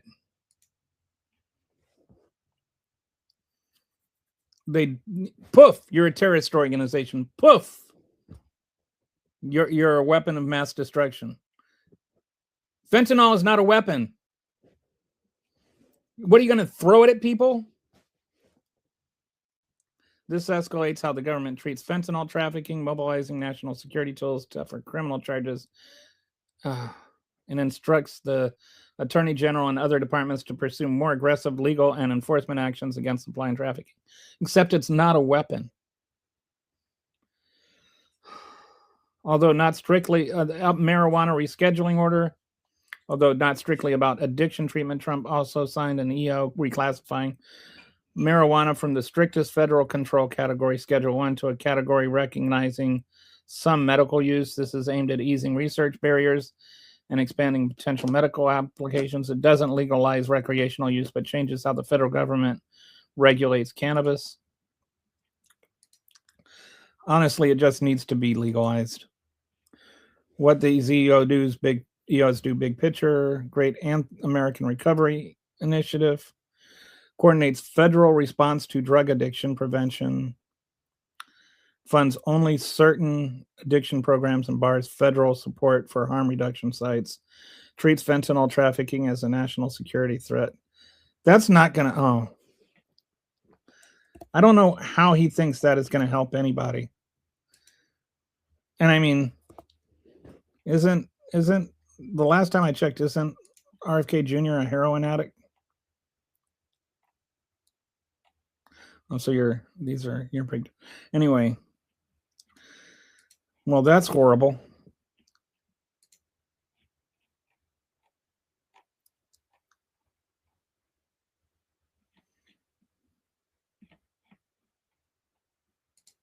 Hardcore conservative. I'm sorry. I just heard the words hardcore conservative and thought, well, there's an oxymoron. Unless you're Donald Trump. You know what I mean? You know, because he was with the porn star. So he was a hardcore. Well, depends on, I guess, if they filmed it. So, yeah, Donald Trump repealed all of Biden's.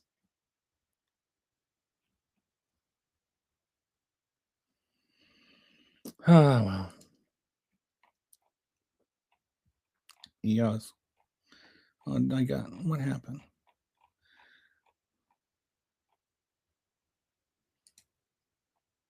Thank you, Greg.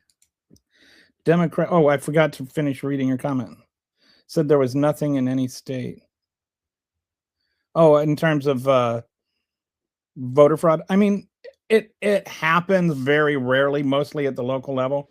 These elections that the one guy was pointing out, I think it sounds like they were all local too. Democrats hate Americans. What is the point of that comment?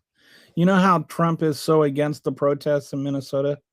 Didn't he literally tell people to riot after the 2020 election? That's right. Let's we're not rioting, Donald. We're fighting like hell because otherwise we won't have a country anymore. My point is that if you deny that something is happening just because Trump is, no, Moses, that's not what I'm saying. Or Moose, I'm sorry. That is not what I'm saying. I am saying it is not happening in any significant proportion to change elections.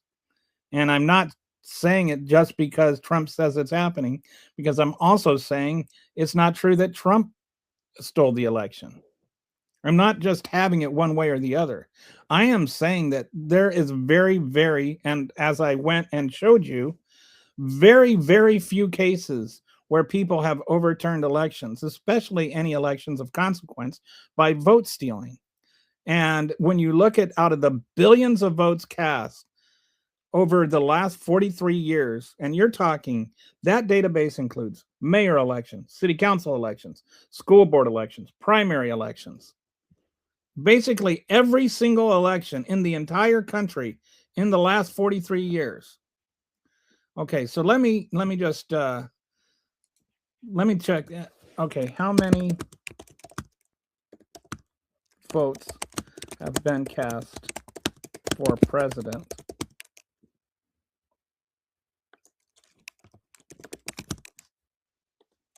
since 1982? I'm just gonna look this up. Like out of 2,000, or out of the number of total votes that have been cast.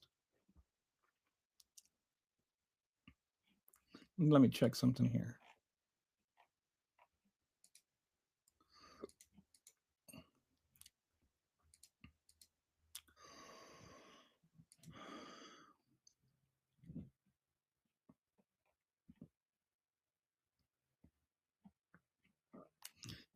You've got to look at the numerator and the numerator and the denominator, right? The top number and the little number, and the bottom number. So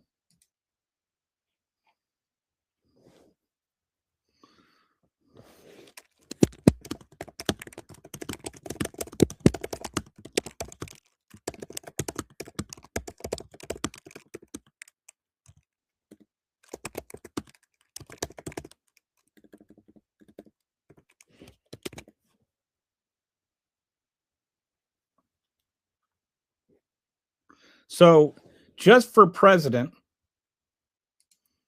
which isn't even the majority of the votes, right? Just for president, there's been 1.32 billion votes cast since 1982.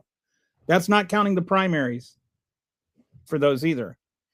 So let's say just when you factor in the primaries, when you factor all the congressional votes and all the city council votes and all of that kind of stuff, then let's say it's 2.5 billion. Like let's say it's double that and then round down.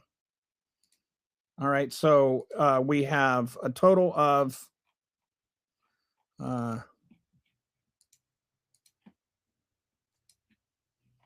1,620 cases of voter fraud, period, out of 2 billion. All right, so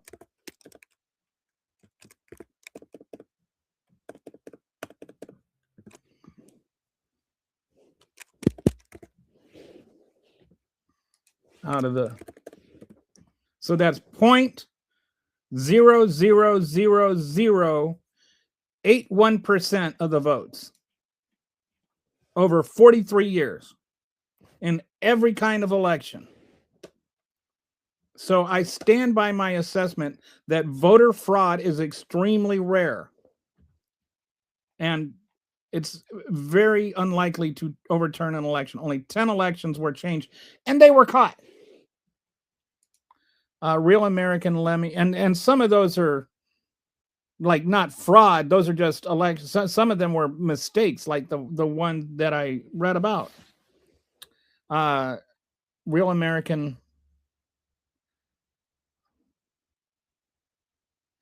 Also, if he calls storming the Capitol, which caused property damage, a peaceful protest, then the Minnesota's protesting or nothing. I mean, it's so weird how people can call January 6th a peaceful protest and then asking a woman, "Are you okay?" while you're trying to help her up is like domestic terrorism.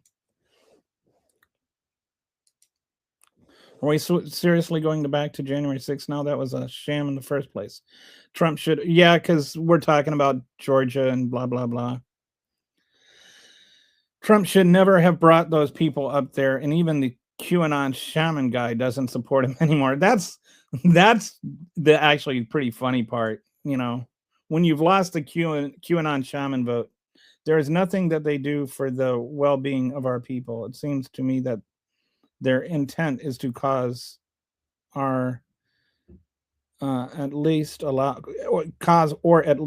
the most people to die. Survival of the richest philosophy. What are those things called? Yeah.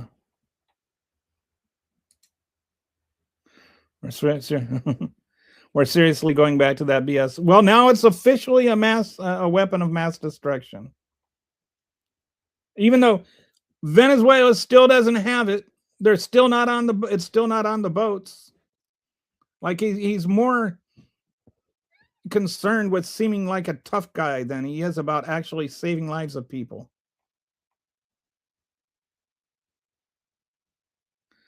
I hear you. I mean, I'm bad enough I can make my own mistakes. Thank you very much. I'm very good at typos.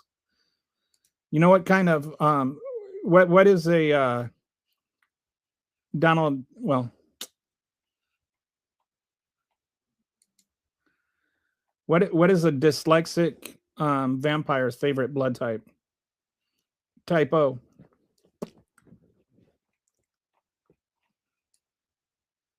You like that one? I had to like look at Kitty there to see if that was a good one. Minnesota is just doing the same thing. Autocorrect has a fun sense of humor. There was a joke about the autocorrect guy dying, but I can't, like, it was like his obituary and there were all these autocorrect errors that were there. An oligarchy.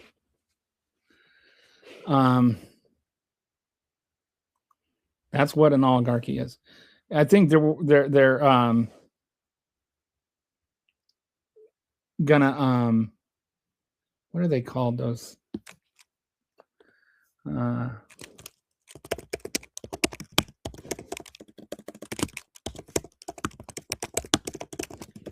they're like these.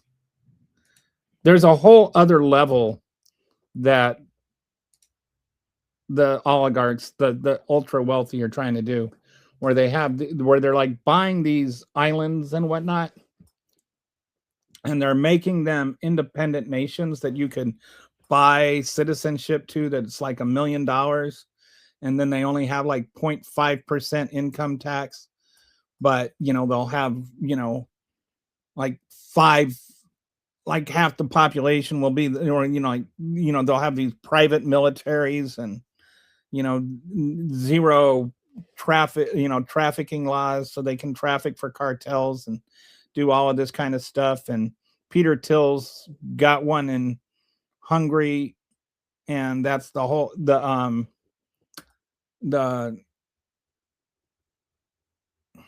guy he pardoned, Juan Orlando Hernandez. He's the one that helped set this up from the Hungary end, where they're like giving them these land to do it, and Peter Thiel is the one that bought the land. Anyway, there's gonna be a whole bunch of crazy stuff, because the guy that Trump wanted to win, and the guy Trump wanted to win is the guy Peter Thiel wanted to win, is like killing the last chance to stop this. So it's just going to become a tax dodge, and they're going to just have their own countries where they can go and do whatever they want to do. Probably Epstein would have lived there, and they would have had like their little sex trafficked little girls there. And anyway, well, I'm trying to remember what they're called. See if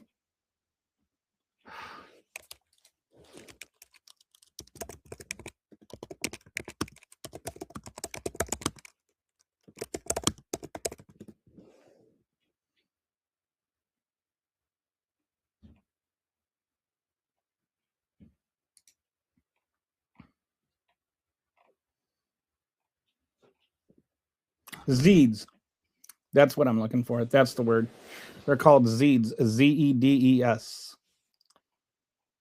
At least the ones in Hungary are. Anyway, should check that. Like, you should look into that. It's pretty frightening. You like mine? I like that one. You know how to study for a blood test? You just have to be positive.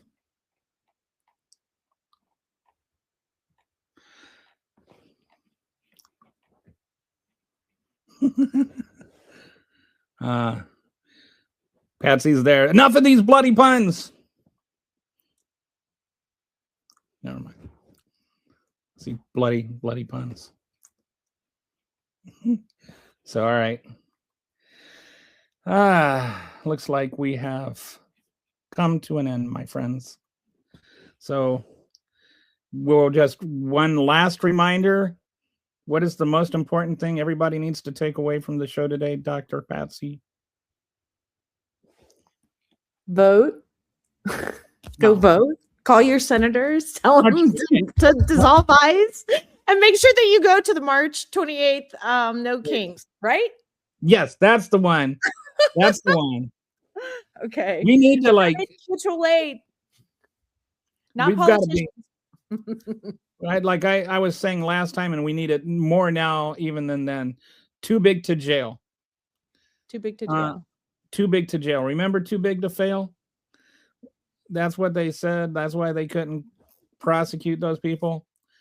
Well, now we need to be too big to jail.